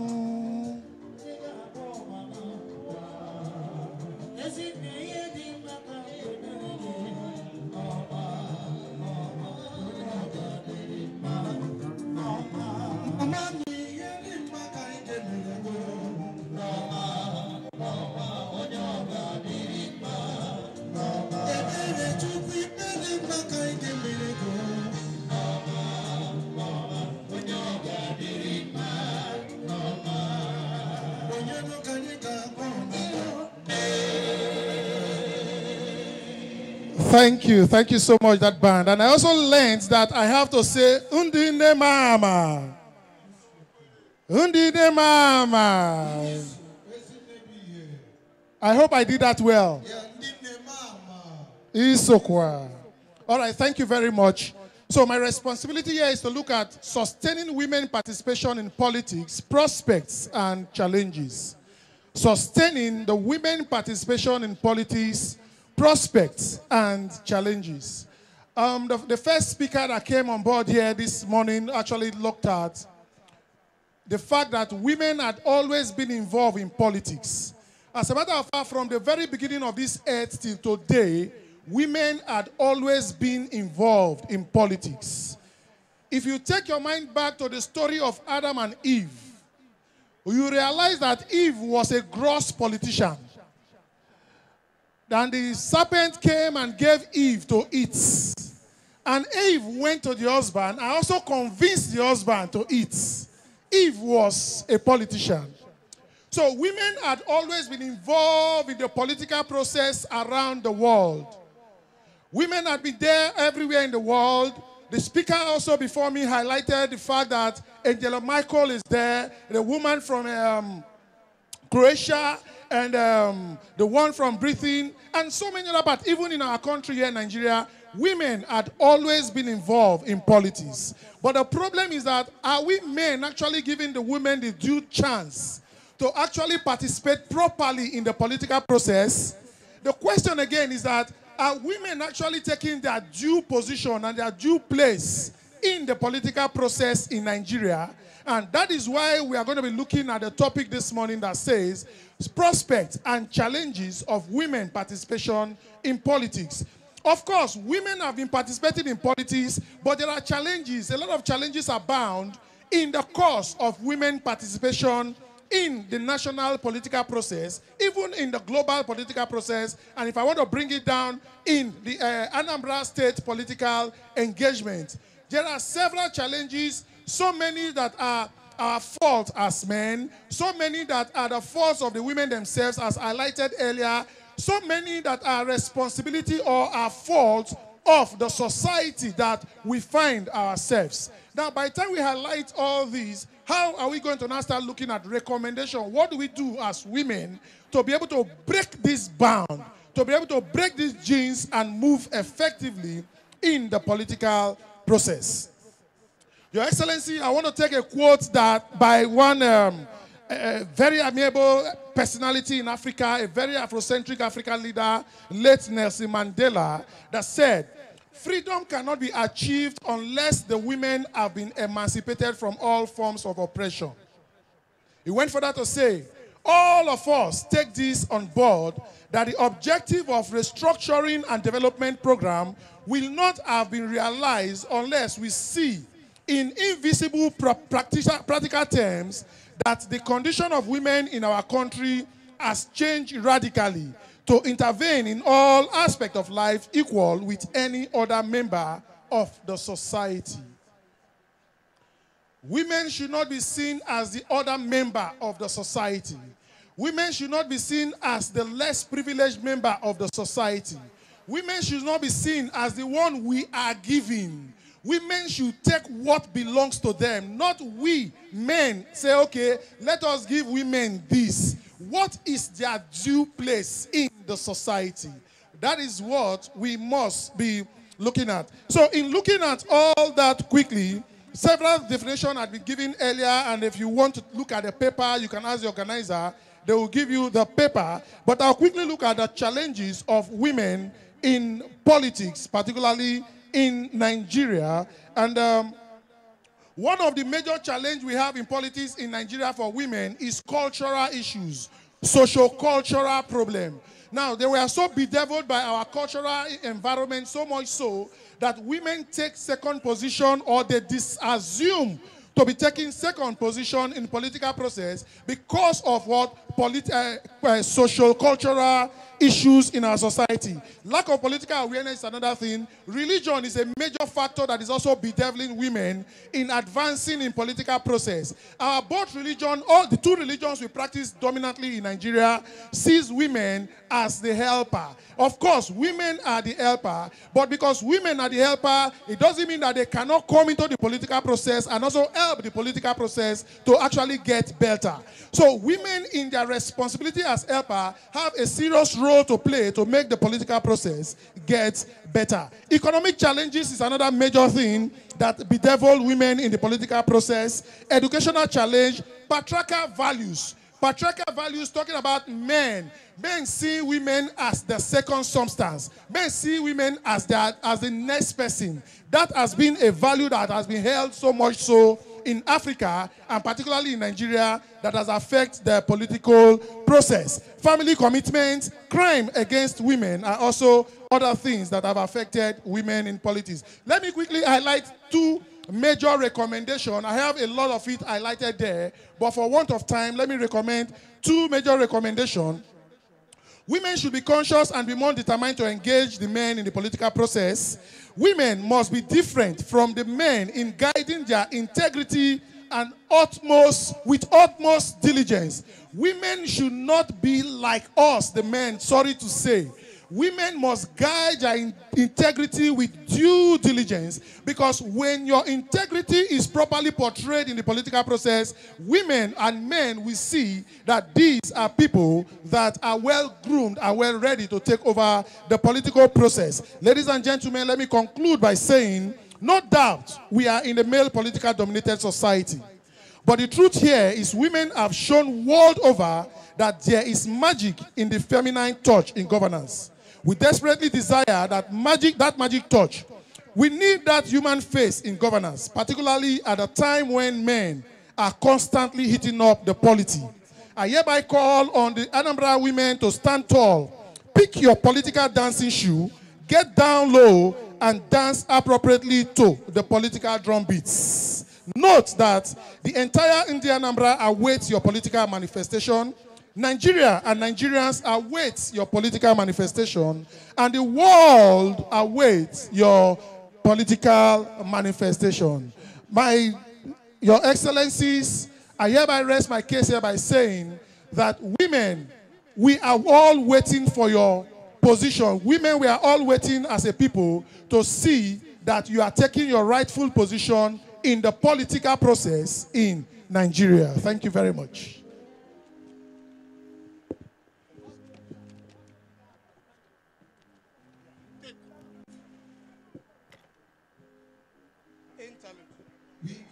Your Excellencies, that was our presenter for this summit keynote, Eboto Emmanuel, Training Coordinator, the Management House, Africa, all the way from Abuja.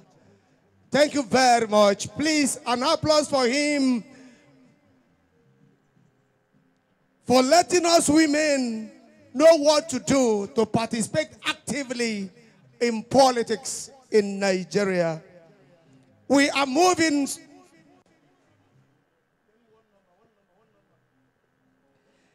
We will move straight on to Goodwill messages. And we will establish protocol that whoever comes up for a Goodwill message has just been 2 minutes to to render that. Your Excellencies, permit me to invite Mrs. Comfort Aboko, the Zonal Commandant of NAPTIP, to take 2 minutes and give us our own goodwill message. As she is coming up, Honorable Nikki Ugochukwu, House Committee Chairman on Women and Children Affairs, please be getting ready because we are moving up. Immediately after that, we will invite Her Excellency, the wife of the governor of Enugu State and founder of Ugo Touch of Life Foundation. NAPTIP.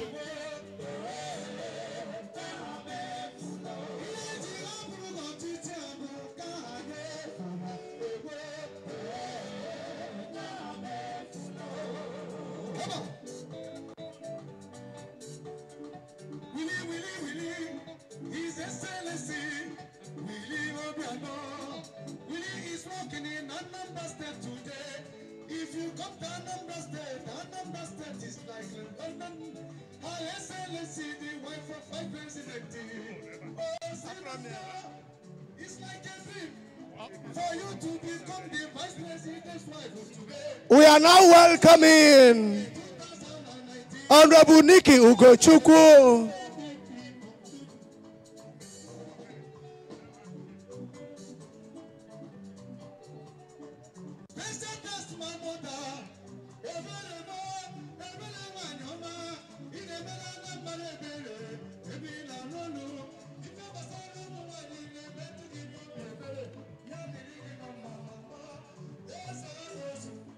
Thank you, thank you, thank you.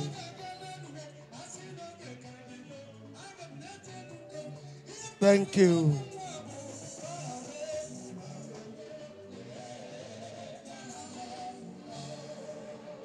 Honorable Nikki Ugochukwu, House Committee Chairman on Women and Children Affairs. You are welcome.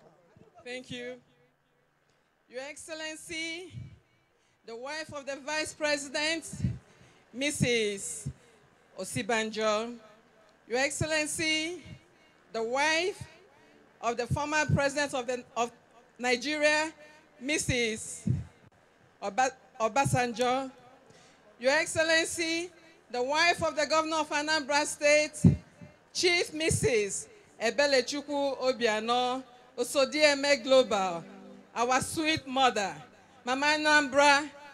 Your Excellencies, the First Ladies here present, permit me to stand on existing protocol. Your Excellency, today is a very special day. We are witnessing an event, an annual event. This is a history-making event. Today, you have brought the wife of the Vice President of Nigeria to witness what you do in Anambra State every day. Your Excellency, the wife of the Governor of Anambra is a mother that has touched the lives of so many. She is our Mother Teresa. She is the First Lady of Anambra State that has wiped the tears of the widows. She has improved the lives of women in Anambra State.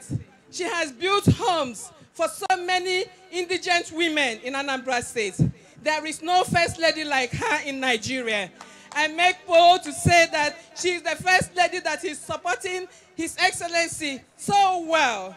Your Excellency, we say a very big thank you to you. Anambra State women stand with you. We stand with you 100%. It is because of your effort that we have 21/21 in Anambra State. Your Excellency, you are different. And I must say a very big thank you to you. As a member of Anambra State House of Assembly, we have moved the motion in Anambra State House of Assembly, commending you for your efforts, commending you for what you are doing in Anambra State for the women of Anambra State. You have also taught the lives of youths and children. Your Excellency, you came to Orumba South, my local government, and you adopted children. Children that have been abandoned and left to die. You have given them life. You have given hope to the hopeless. Your Excellency, I must say another thank you to you. And today, as we celebrate Women's summit in Anambra State. We want to encourage all the women in Anambra State to emulate Her Excellency, the First Lady of Anambra State. She is different. She is a woman of substance. And I must say that women in politics are doing so well because she has encouraged us to do so well. So I thank everybody for listening and thank you all for coming for 2018 Mothers Summit. Thank you.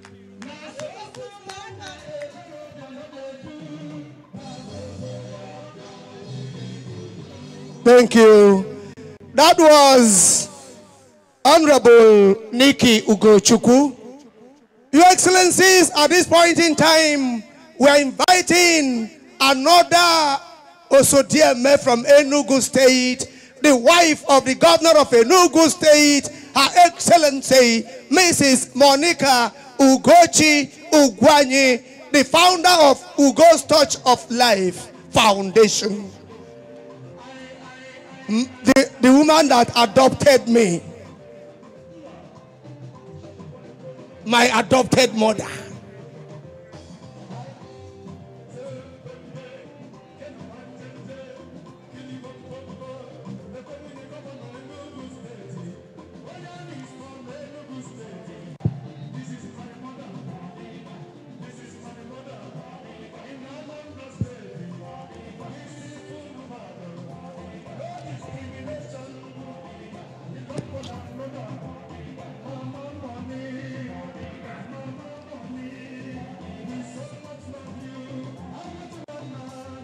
Your Excellency.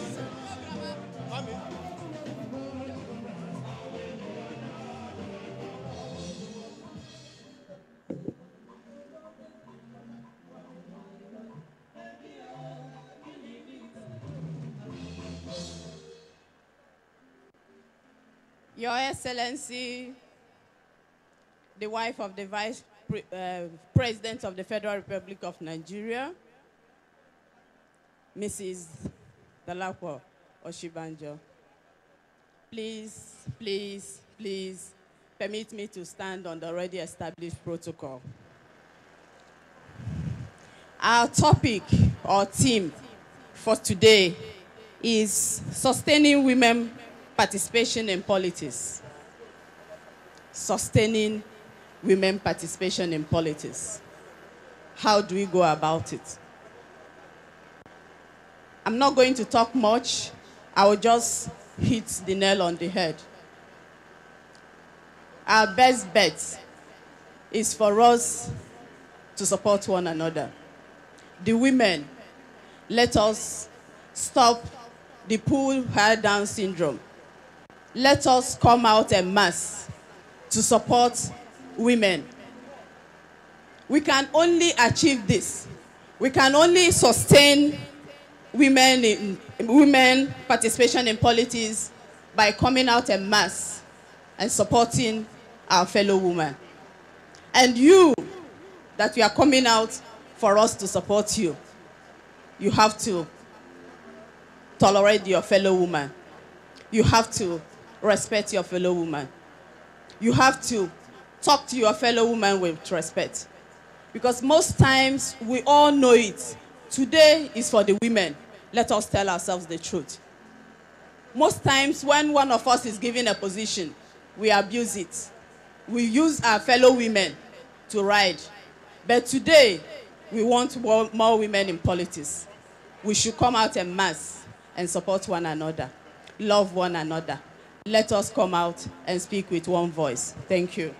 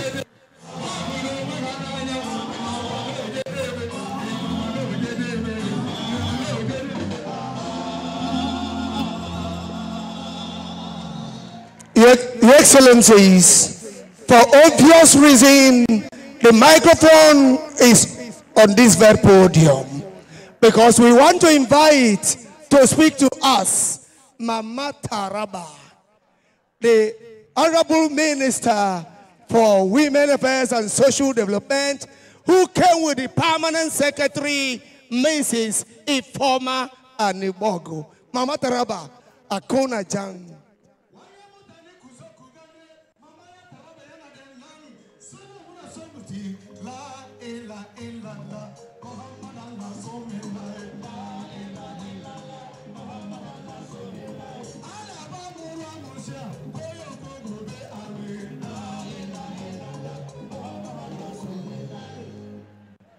Thank you.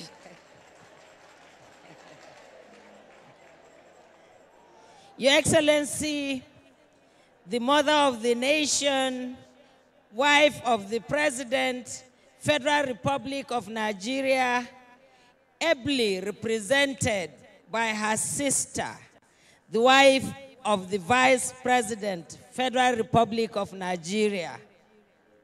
Your Excellencies here present, especially Her Excellency Ebele Chukwu, the wife of the Executive Governor of Anambra State, who has invited everybody here. Your Excellencies, my sisters, Excellencies, wives of governors of Enugu State and Delta State, Your Excellency, our mother, wife of our Baba, Mrs. Obasanjo, Your Excellencies, honorables, distinguished ladies and gentlemen, especially the beautiful wives of men of Anambra State and the distinguished women of Anambra State, I say good afternoon to everybody. Your Excellency, the topic is very simple, but it is not as simple as we think. I'll just go straight like my sister, the wife of the governor of Enugu, did. We need to support each other, yes. But sustaining, have we even started? It is when you start and have that you sustain. We have not even started.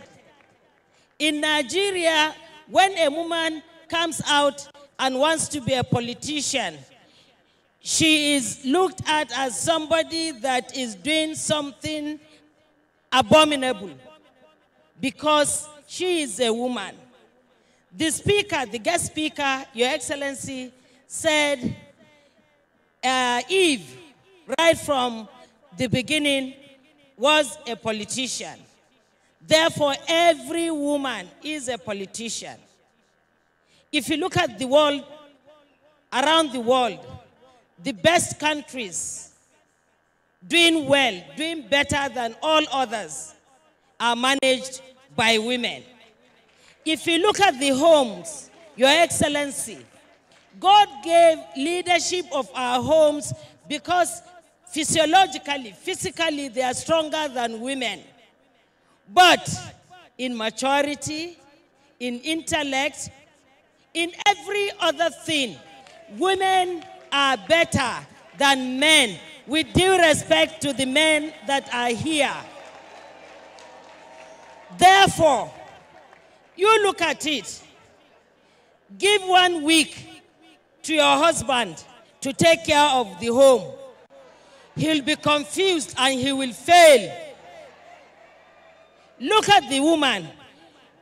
She looks after the husband, the father, takes care of the children, takes care of everything in the home, at the same time goes to the farm or goes to work. A woman is multi-talented. Therefore, we must believe in ourselves first. If you go to the same classroom, sit for the same exam, if you are working, you sit for the same promotion exam with a man. What stops you from going out to be a politician like him. You can do it and even better. Look at the female politicians that are in positions either elective or appointive. Believe you me, I'm telling you, not because I'm a woman, but they do better. Go and do your intelligence research and see. Therefore, my dear sisters, Nigerian women, especially Anambra women, women are very industrious. We are multi-talented. What my sister said is correct. We must support each other. We must first believe in ourselves and in each other before we now say the men are oppressing us. Men are not oppressing us. We are not helping ourselves. We are not helping ourselves. Therefore, come out, believe in yourself, go and try. If they oppress you once, like me, go again and try. There's no harm in trying many times. Try to convince the men to be he for she's. The governor of this state was convinced by his wife to be a he for she champion. And that is why he is supporting the causes of women. Therefore, my sisters, our being in politics depends on us, women. The political parties give us forms free to contest election. But when you go out, the men come and campaign, go and vote for me. A woman will come to you as a woman and campaign, go and vote for me. You say, look at her, she's a woman. Are you a man? You are also a woman. So let's believe in ourselves, number one. Number two, support each other. And like my sister said, those of us that are in positions of authority now, whether elective or appointive, we should pull our sisters from the bottom of the ladder and try to bring them up so that we can all be strong at the top and support our men to run this country. We have a good government at the center, a government that supports women. Women in this country had never had it this good. Look at the social investment program, the homegrown school feeding, creating jobs for women. The conditional cash transfer, which is grants given to the poor of the poorest. The money is given to the caregiver, who is the woman in the family. We are empowered. Look at the government enterprise and empowerment program, where microloans are given especially to women. We have the National Women Empowerment Fund, also just for women. For God's sake, what else do we need? We need to have confidence in ourselves and then support each other. I thank you very much, Your Excellency, for inviting me. I salute you for what you are doing for Anambra women. Salute His Excellency and tell him I remove my heart for him. We have over 40% in his cabinet, which is rare in all states. So continue the good work of supporting Anambra women and children. God bless everybody. Thank you very much.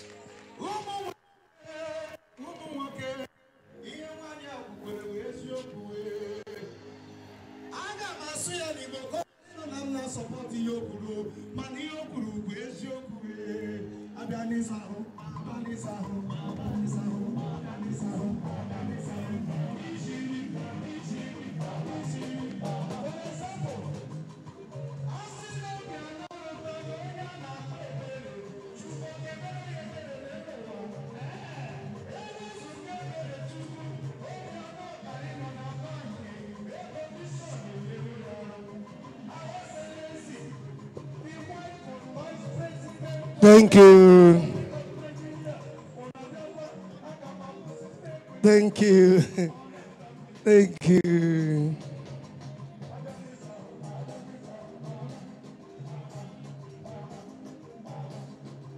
Thank you.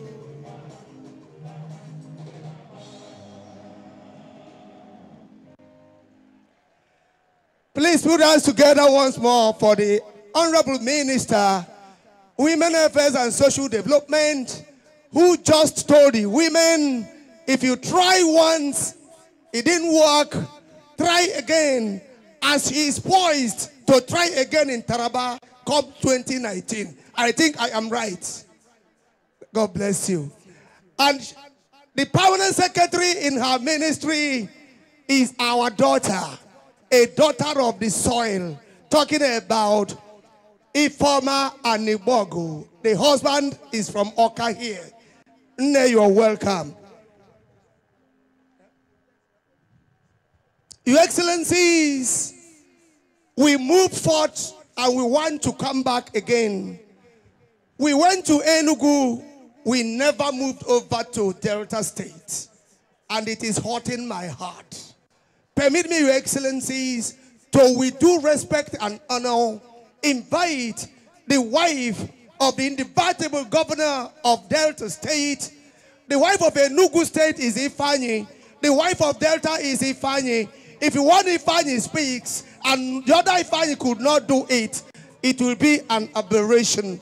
Please forgive us who never invited her when we were supposed to do so. Dame Edith Okowa, the initiator, founder of O5 Initiative.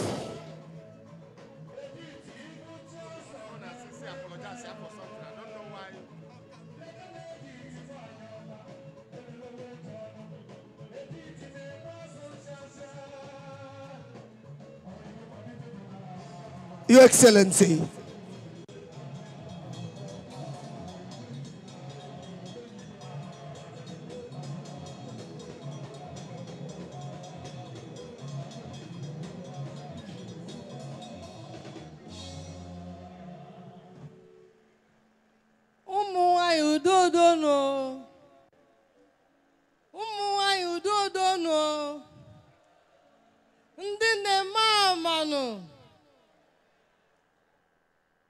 Your Excellency, the wife of the Vice President of our dear nation, our mother, Mrs. Osibanjo, permit me to stand on the already established protocol.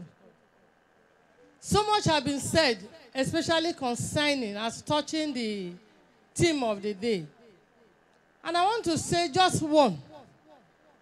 Women are very dear to the heart of Almighty God. Reason being that whatsoever a woman nurtures never dies. Anything a woman is able to nurture can never, never die. You give a woman a naira, she's able to make it into thousands. We have said so much on the challenges of how we can sustain women, but one thing stands sure. That if every woman, if you go to the polling booth on the day of voting, women are usually more. I don't know about your state, but in my own state, women are always more in the polling booth. But tell me, why is it that women, when they want to contest any election, are not able to win? The reason is you and I. Let us learn to love. God himself is love. Love your fellow women. And for us women that are coming out to be voted for, humble yourselves. God said he will resist the proud and give grace to the humble. I pray that the good Lord will give us grace to know what to do, when to do it, and how to do it in Jesus' name.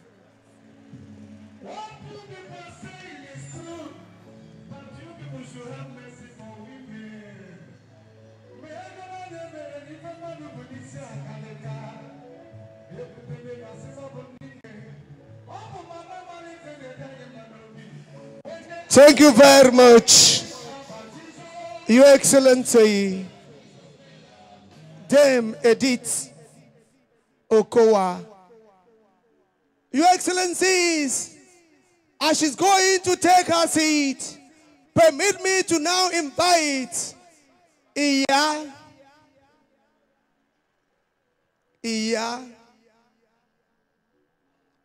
the wife of the former president and commander-in-chief of the Federal Republic of Nigeria, talking about Chief Olusegun Obasanjo, and the wife is Her Excellency Bola Obasanjo, Your Excellency.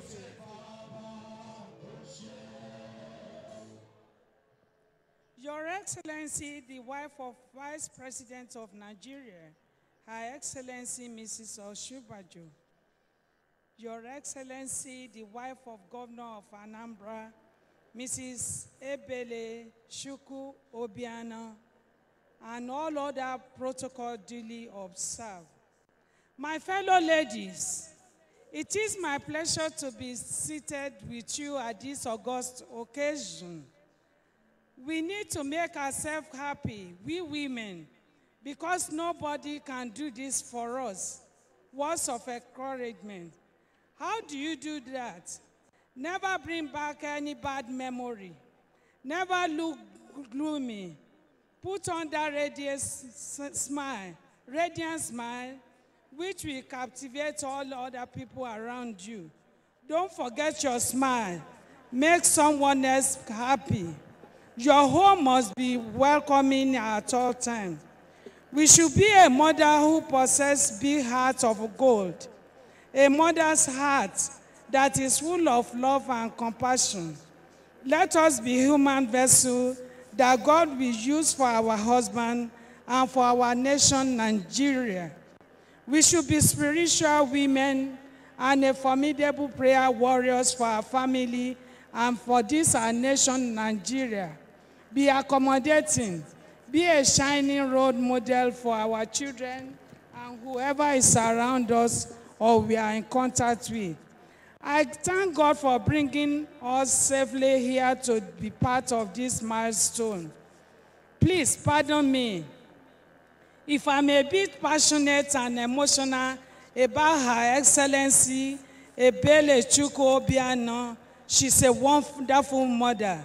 She's a giver. She's everything good that you can think. We women, we are dealing with a supernatural Lord. And at this, he who deserves all our glory. We are the children of the resurrection and life. To him alone be glory. God bless you all. Ebele Chukwu Obiano, God bless you. Tell her, His Excellency Willie Obiano, that I dove my heart. Well done.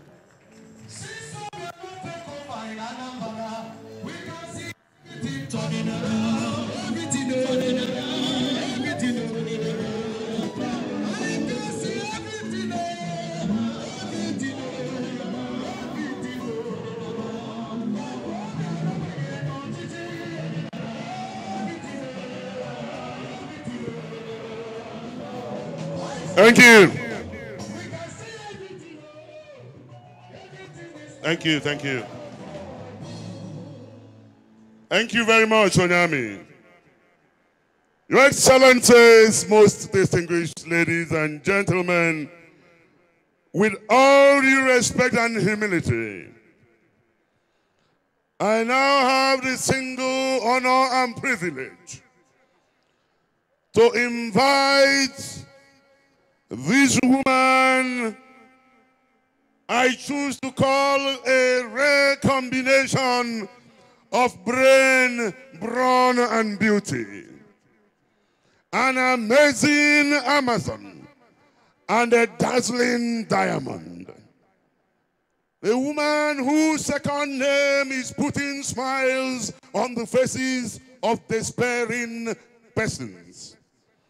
Ladies and gentlemen, I'm talking about Osodieme Global. I'm talking about the founder of Caring Family Enhancement Initiative.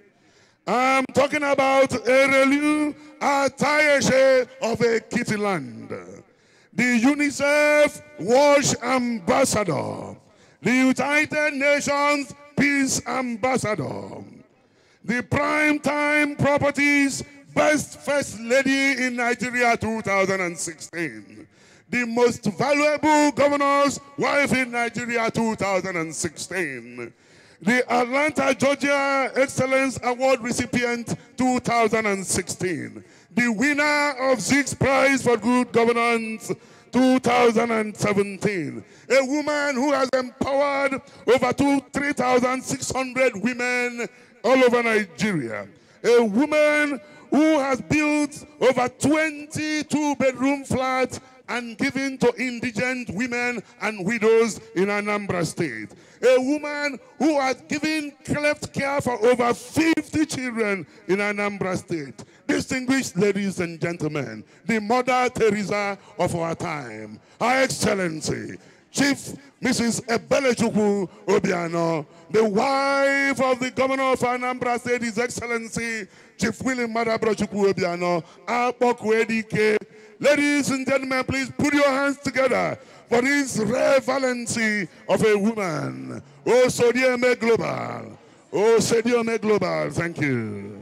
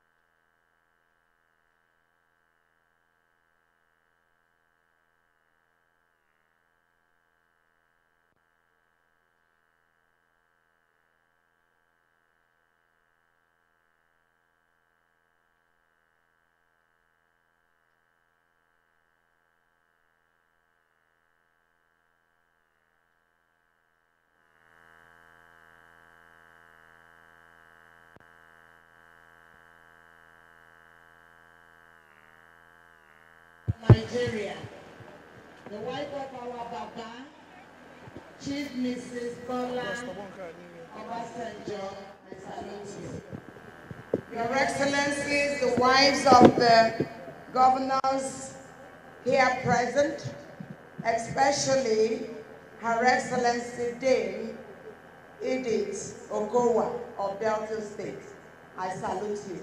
Thank you for gracing this occasion. Your Excellency, Mrs. Monica, my Monique Ugwani, the wife of the governor of Enugu State, I salute you. You know Anambra is your darling too. Oh.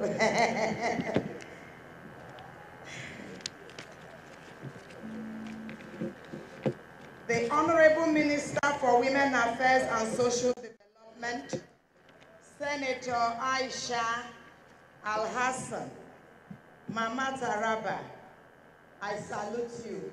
Thank you for being here. My lords, spiritual and temporal, your royal highnesses, Ndi Will Anameke Nono, Igwe Ogalagidi, the second, I salute you. Igwe Mboku, Igwe Peter Anuku, I salute you. Igwe Nteje, I salute you. May I also salute Igwe of Oka, I'm sure he must have taken his leave. Thank you all for coming. All the distinguished dignitaries here present. May I also acknowledge the presence of the first female governor of Anambra State, Dame Deji Etiaba. Thank you for being here. All the distinguished dignitaries and women of substance from both Delta, Enugu, Abia, and all the other southern states. Members of the Anambra State House of Assembly here present, I thank you all. The commissioners, all the government officials. Please, I will not start mentioning you all individually. I appreciate your presence. The leaders and members of various women's groups here present. Distinguished ladies and gentlemen, thank you all for being here and being patient with us despite the fact that we started late. I am highly delighted that this, our 2018 Model Summit, attracted distinguished guests, particularly the ones I've just mentioned, and our dear mother, the wife of the Vice President of the Federal Republic of Nigeria.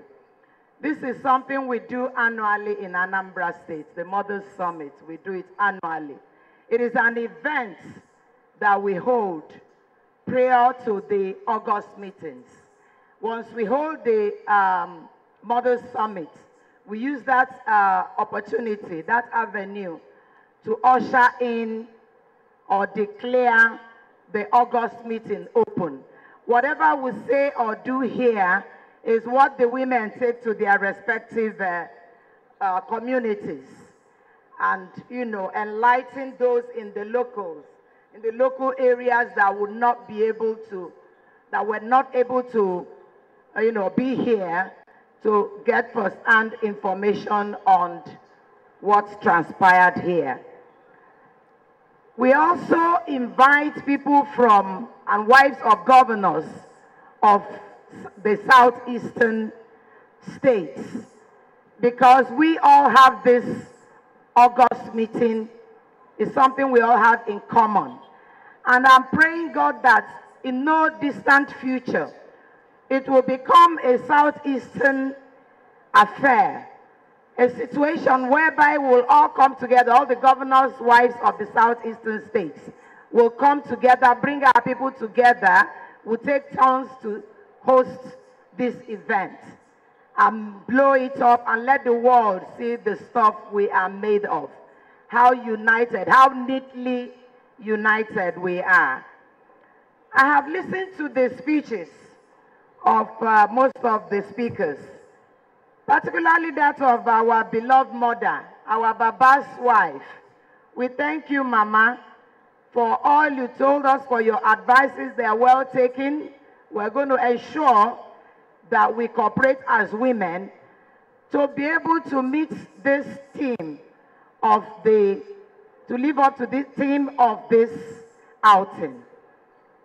Like my sister, the wife of the governor of Enugu State, rightly mentioned, we have to start, as well as Mama Taraba said it emphatically, that we have to cooperate and support one another. When a man is coming out for election, the women are there. They are the ones that promote whatever he's doing. But when it comes to our turn, we don't want to give the woman a chance, either out of envy, which I strongly believe is out of ignorance. Because women we can multitask. Like rightly mentioned, a woman takes care of the husband, the head of the house, takes care of the children, takes care of the entire household. And she's still a career woman or a farmer. All our men does, with due respect, is to go out there and try to make the money and be the breadwinner of the family, which of course what it is right now, because the man is no longer breadwinner. Both the man and the woman, as a matter of fact, in most cases, with due respect. When I say certain things, I say with due respect. In most cases, the women are even the breadwinners. And we're still able to do the other things. So it is high time we begin to come out and support one another. We have to begin now to cooperate with ourselves. Women should not be discouraged. It's not the fact that you fail that is the issue, but your ability to get up and start again. I have fallen many times in my life, but before anybody notices that I fell, I'm already up to begin all over again. And not until I get there, I don't relent. I don't give up. My husband will always tell you that I don't have any plan B. My plan A always holds. I find a way around it to ensure that my plan A holds. So I thank you all for coming. And I ask that those that don't know how to cooperate will begin to cooperate with women and appreciate their women, especially men. Begin to appreciate your women. There are a lot of potentials bottled up in the women. Once you give them the chance, once you give them the opening to begin to project and portray and showcase whatever is in them, they will do wonders. They will turn the world around. So if my husband did not support me, I would not be able to do what I've been able to do. I would not have been able to touch the lives of women and the indigent, as well as youths. Even our men have benefited from cafe programs. So I thank you all for being here, and I pray to the Almighty God that when all of us are living, we'll live in one piece. You all will meet your respective families in one piece, in Jesus' name. Before I give away this microphone, please, I would like you all to help me appreciate Her Excellency, Barrister Mrs. Dolapo Oshibajo. She came here to be with us, but she did not come empty-handed, as the beloved mother I've always known her to be. Madam came with lots and lots of goodies for Anambra women. Madam came with 200 bags of rice for our women. She brought, please give her a rousing round of applause as I call each item. Please just scatter this place with your round of applause for her. 100 wrappers for our women. She came with 100 sets of plates. Oh my God. And to top it all up, as a spiritual woman, as a holy woman, as a very prayerful woman, she brought us 40 prayer booklets. Sweet mother, I no go forget you for the suffer when you suffer for me. Oh. Sweet mother, sweet mother. On this note, I thank all of you for being here, and I thank you for listening. Thank you. God bless Anambra State. God bless Enugu State. God bless Delta State. God bless the Federal Republic of Nigeria. Thank you all. He don't take it, I'll be searching for you.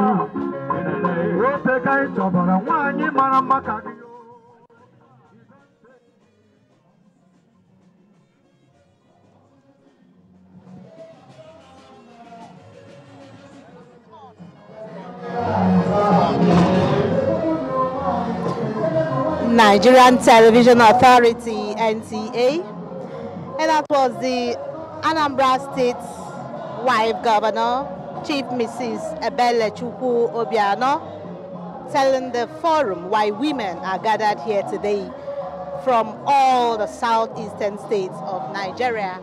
And emphasis has been on need for women to come out to support one another. And she also reeled out the gifts from wife of the Vice President of Nigeria, Chief Mrs. Osibajo, to include 200,000 bags of rice, 100 wrappers, 100 sets of plates, and 40 prayer books. And that is commendable.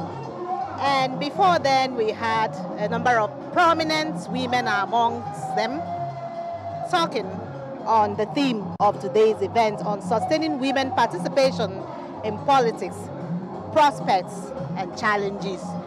We had the Minister for Women Affairs and Social Development, Senator Aisha Al-Hassan, saying that women should believe in themselves, saying that women being in politics depends on them. We also have wife of Enugu State Governor, Monica Ugwanye, and Dame Edith Okowa of Delta State, that's the wife of Delta State Governor, all talking about the need to support women in politics, tolerance among women for their fellow women. And the third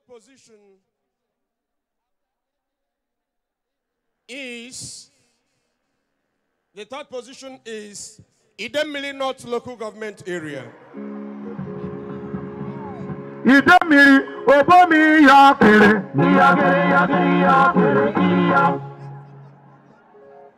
Somebody should move up for the cup. We have the second position. The second position is Obaru Local Government Area. Somebody say Baba, somebody say Baba, somebody say Baba, somebody say Baba.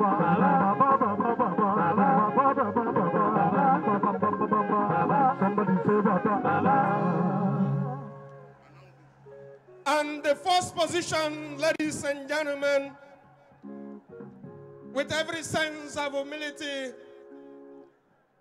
I announce the carrier of this cup. The first position is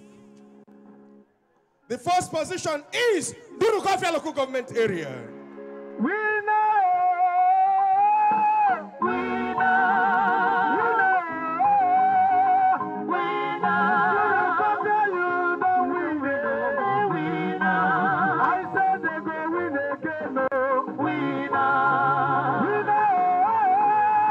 All the winners, please come out for your cup. Third, second, and the first position. Here is an announcement. Here is an announcement.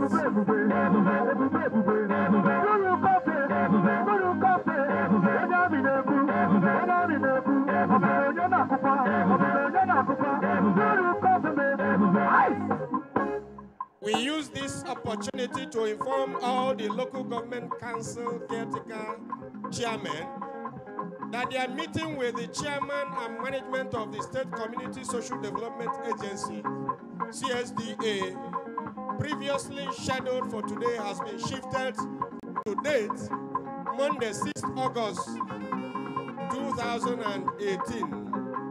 Venue, Government House Conference Hall. Time 10 a.m. All inconveniences are regretted, please. Signed by His Majesty Igwe Roland Odebo, Chairman, Abogun Teje. Willie is walking.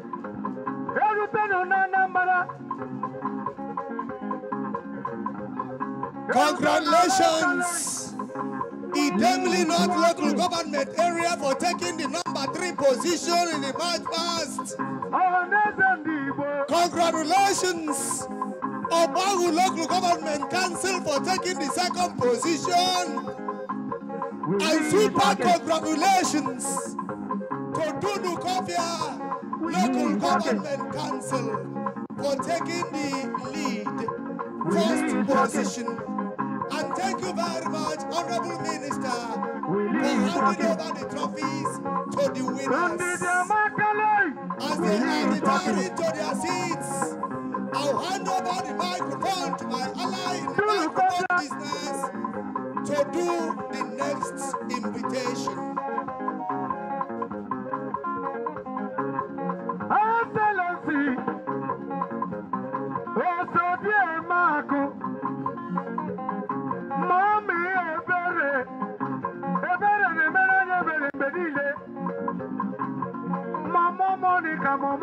Mama Monica, Edith in the lake, Edith in lake, Willie is walking, Anambra, Willie is walking, Anambra State lane, Willie is walking, flyover, Willie is walking, free education, Willie is walking. Thank you very much, Onyami. Thank you.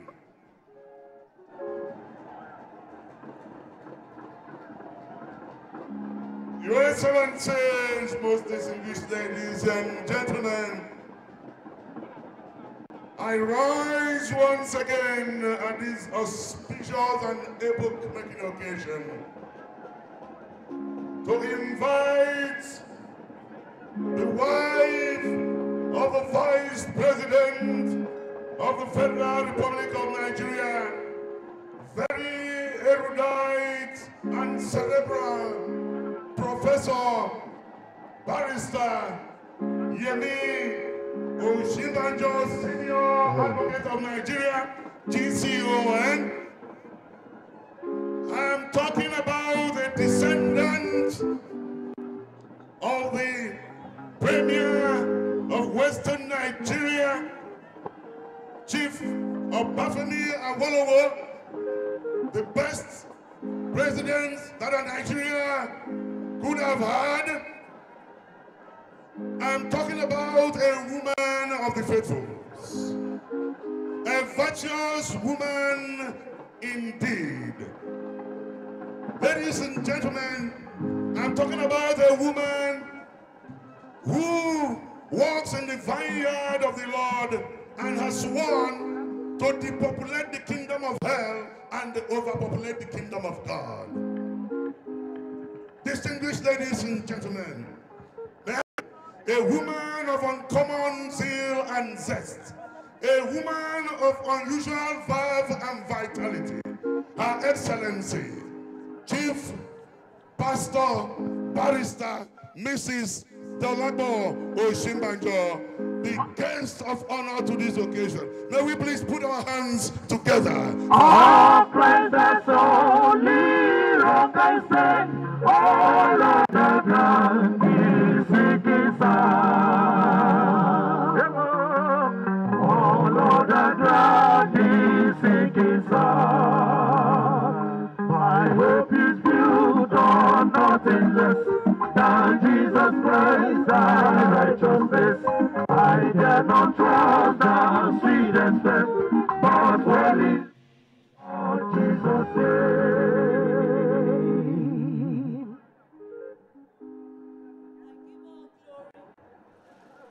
And honor to God.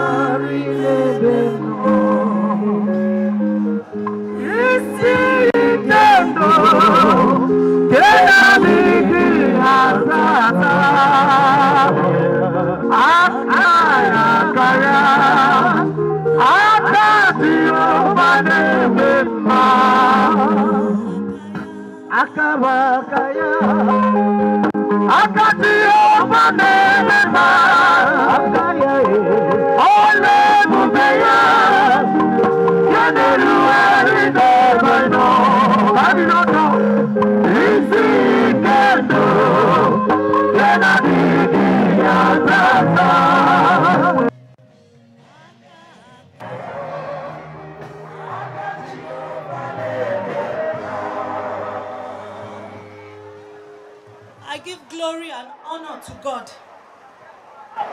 Her Excellency, the wife of the former President, Chief Mrs. Bola Obasanjo, Her Excellency, the wife of the Anambra State Governor, the founder of the Caring Family Enhancement Initiative, Mrs. Ebele Chukwu Obiano, the former Executive Governor Anambra State, Dame Virgie Etiaba, wives of the Executive Governors of Enugu and Delta States, the Honorable Minister of Women Affairs, Senator Aisha Al-Hassan, traditional and royal fathers, members of the Anambra State House of Assembly, honorable commissioners, leaders and members of the various women groups, the media team, distinguished ladies and gentlemen. Good afternoon, Anambra. Anambra Dalu.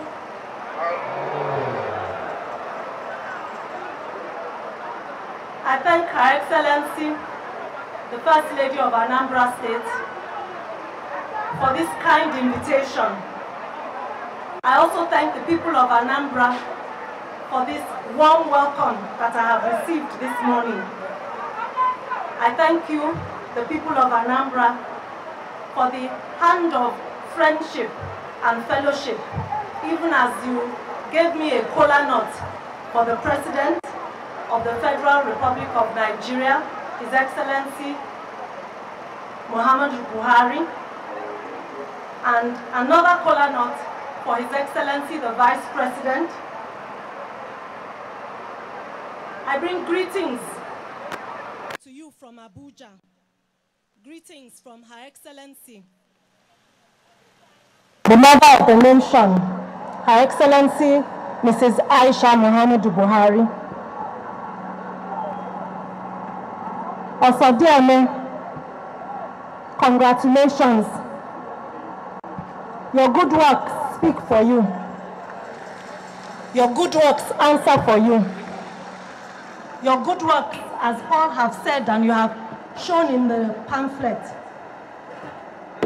they will speak for you. The wife of the governor of Anambra State, as we drove here, she told me about you, women of Anambra. She told me the good works that you are doing in the various communities and in the various local governments. She told me about all that you are doing. And so I will say, God bless you. I salute the governor, His Excellency, Governor Willie Obiano, the governor of Anambra State, especially as he has chosen to have 40% women in his cabinet. Now to the women, what can I say? Up women. When I say up women, I want the women to raise up their hands. Up women. And as you raise up your hands, so shall you be raised. This morning I have seen the brightest smiles on the faces of the women. The most compelling laughter. I have seen evidence of their hard work. All the stalls with all the fruit and the produce by the women of Anambra. Did you see the women during the march past? Did you see their unity that is evident by the things that they wore? They were all wearing the same outfit. Did you see their joy? Did you see their fellowship? Did you see the women? Up women. So much has been said already. When I was invited to this Mother Summit, I know where women are, there must be food. I know where women are, there's laughter, there's dancing, and there's rejoicing. And so I'm so glad to be in your midst today. I just have 2 points that I will add to all that we have heard already. Because we know this is a women's summit or a mother summit that is unlike any other. This is a mother summit that is encouraging women to go into politics. that is encouraging women to sustain other women in politics. When a woman says to you, I want to see you, she says, come, let us talk in a place where nobody can hear what we are saying. When she says, come, I need to see you urgently. In my experience, she will start with, please, my children. Or she will start with, my husband. Or she will start with, actually, my brother or my neighbor. Women think about themselves last. We are the ones that eat last. We are the ones that sleep last. We sort out everybody else before ourselves. Up, women. If you want to fight, if you are looking for a fight, talk about somebody's mother. Can you try it? Can you try it? I'm sure nobody wants to try it. A mother is care. A mother is love. A mother is nurture. A mother is counsel and wisdom. Why am I talking about what a mother is? Why am I reminding us about the waist pain during pregnancy? Why am I reminding us that we carried the children for 9 months and we did not drop them once? Why am I reminding us of washing uniform and ironing it and waking up early in the morning to put food in the bag of the child to send the child to school? Why am I reminding us of the labor of a mother, the labor of a woman? I'm reminding us because our daughters and our sons, they are the most precious thing to us in this life. I'm reminding us because we have to take care of these ones. I'm reminding us because politics is who have you given the lives of your children to? This precious child that you carried for 9 months and backed for 3 years, that you sent to school for 20 years, that you sold your wrapper to pay school fees, that you sold your gold so they can eat. This child that you walked miles and miles to make sure they get to school. Are you just going to let anybody control their life? Are you just going to let anybody control their destiny? This is why women must take part in politics. This is why women must be interested in politics. Because politics means the people that control our lives. Politics means the people that lead us, the people that decide and determine what our life will be like. So is it possible for you to go and meet a woman and say, give me one of your children? It's not possible. She will fight. Even if she's a madman, mad woman, on that day, her senses will come back. So why is it that when it is time to choose the people that are going to look after the life and the destiny of our children, we will now turn away? Up, women. Up, women. The time has come for us to arise. The time has come for us to find not only faithful women, but also faithful men. The time has come for us to find those ones that will say it and do it. It's not every woman that you give a pregnancy that takes it to 9 months.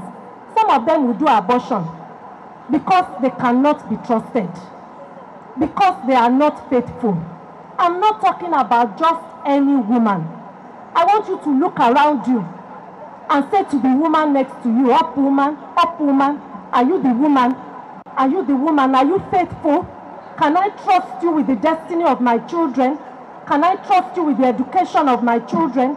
Can I trust you with the tomorrow of my land? Look into her eyes. You might just see the person that you need.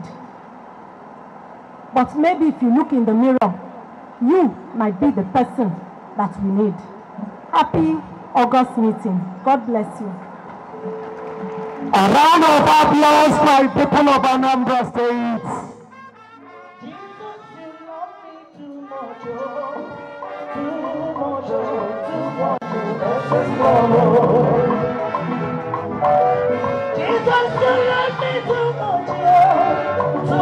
Please keep on applauding her as she's coming up to the podium, because she still do us another favor of coming down to do the distribution of empowerment materials, accompanied by the wife of the governor of Anambra State.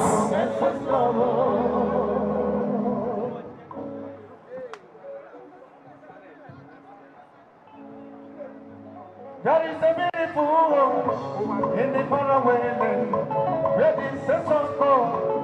I've gathered it. Here the sweet melody they are singing up to Jehovah. They are giving you praise forevermore. There is a beautiful in the faraway land, where the seasons go. I've gathered it. Here the sweet melody they are singing up to the Lord. They are giving you praise forevermore. We want to thank you for your goodness upon Anambra. Wife of my president, here is the melody they are singing unto Jehovah. They are giving you praise forevermore. There is a beautiful in the faraway land. There are the saints of God. I got that. They are singing unto the Lord. Mama, they are giving you praise forevermore.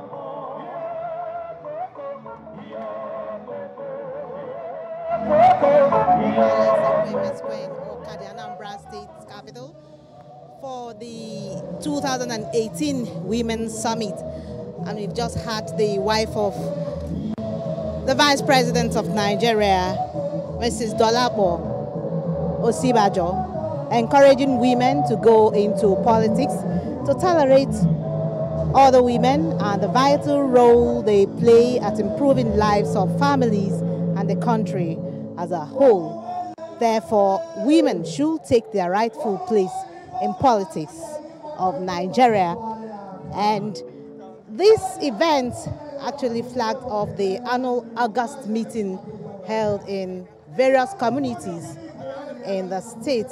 And then women will in turn go back to their various communities to hold the 2018 August meeting.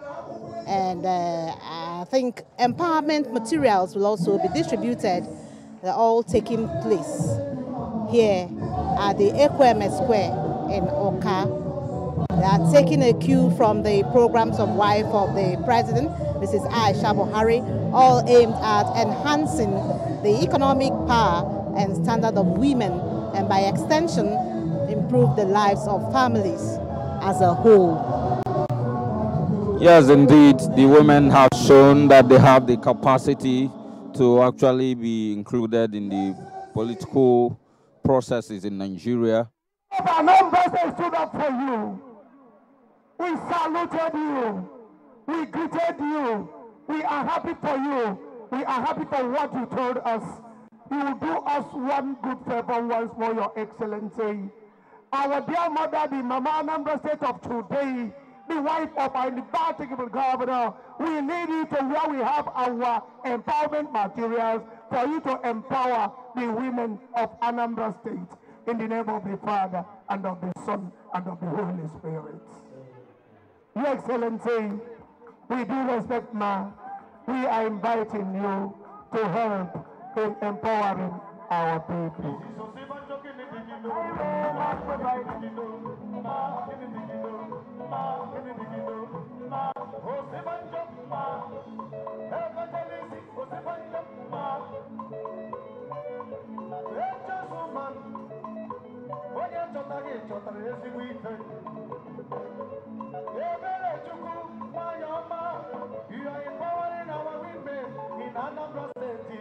And I hope that the communities will be empowered. You know yourselves. Omo Ayamelum, Ezinipitenew is out. Ibuku Agrata, Inama Anambra West, Akuku Idem is out. Umweri Anambra East, Newichi, Newinok. Odabu Onitsha South, Ubeno Oka North, Mpo Bidemli North, Nibo Oka South, Okoko Obahu, Abudu Orumba South, Mpo Funukapia, Opeledu Anocha, Okejia Ihala, Ezechina Onitsha North, Enuguku Njikoka, Oko Orumba North, Abunike Oyi, and of course Ichi, Okusigo.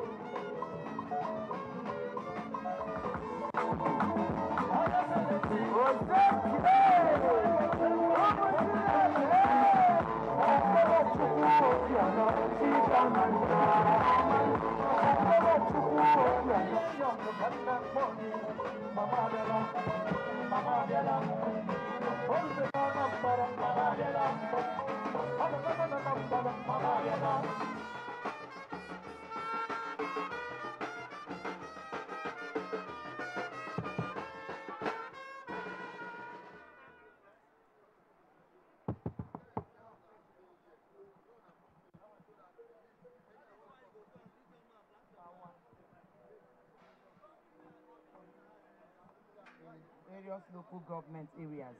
Like we went through the produce of most of those local government areas. Some of them make cassava, some of them make gari. We have gari making machines here. We have palm oil milling machines and all that. So we give according to the needs of those communities. And that's what we need to do today.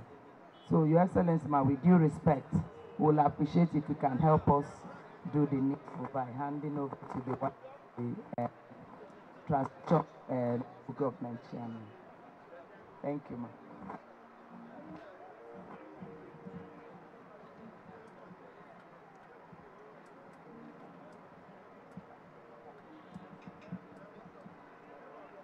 On behalf of Cafe Cares and Her Excellency, the wife of the Governor of Anambra State, Mrs. Ebele Chukwuobiano, in the name of the Father, and of the Son, and of the Holy Spirit, we hand over these items for the good of the communities and to the glory of God.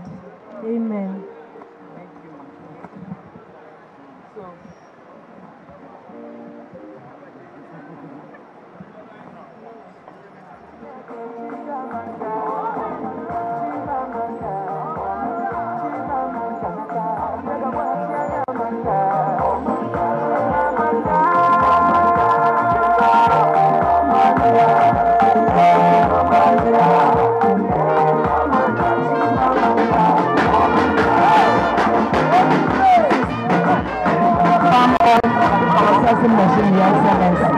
That is the need of Onitsha South, and I will appreciate if you can present this machine to the wife of the chairman of South. Thank you, Your Excellency. On behalf of Catholic Cares and to the glory of God, thank this Father, the Son, and the Holy Spirit.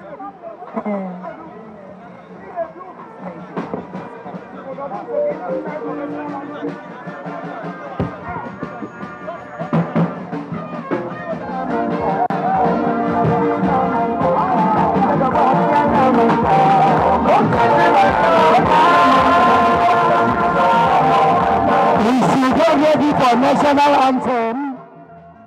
We should be getting ready the moment we have national anthem. You give it to us.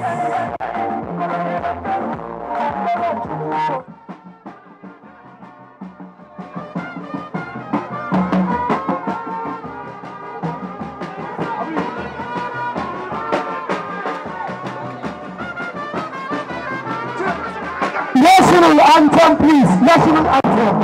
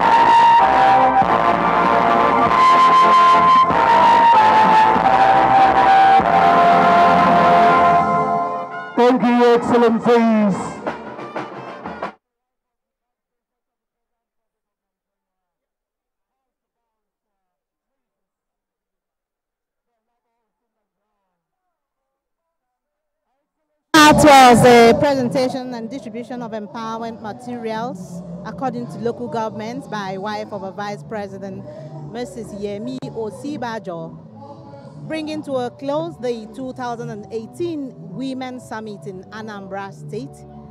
And on behalf of my colleague, Daniel Obai, Nigerian Television Authority, the operational crew, I am Ngozi Okafo, signing off.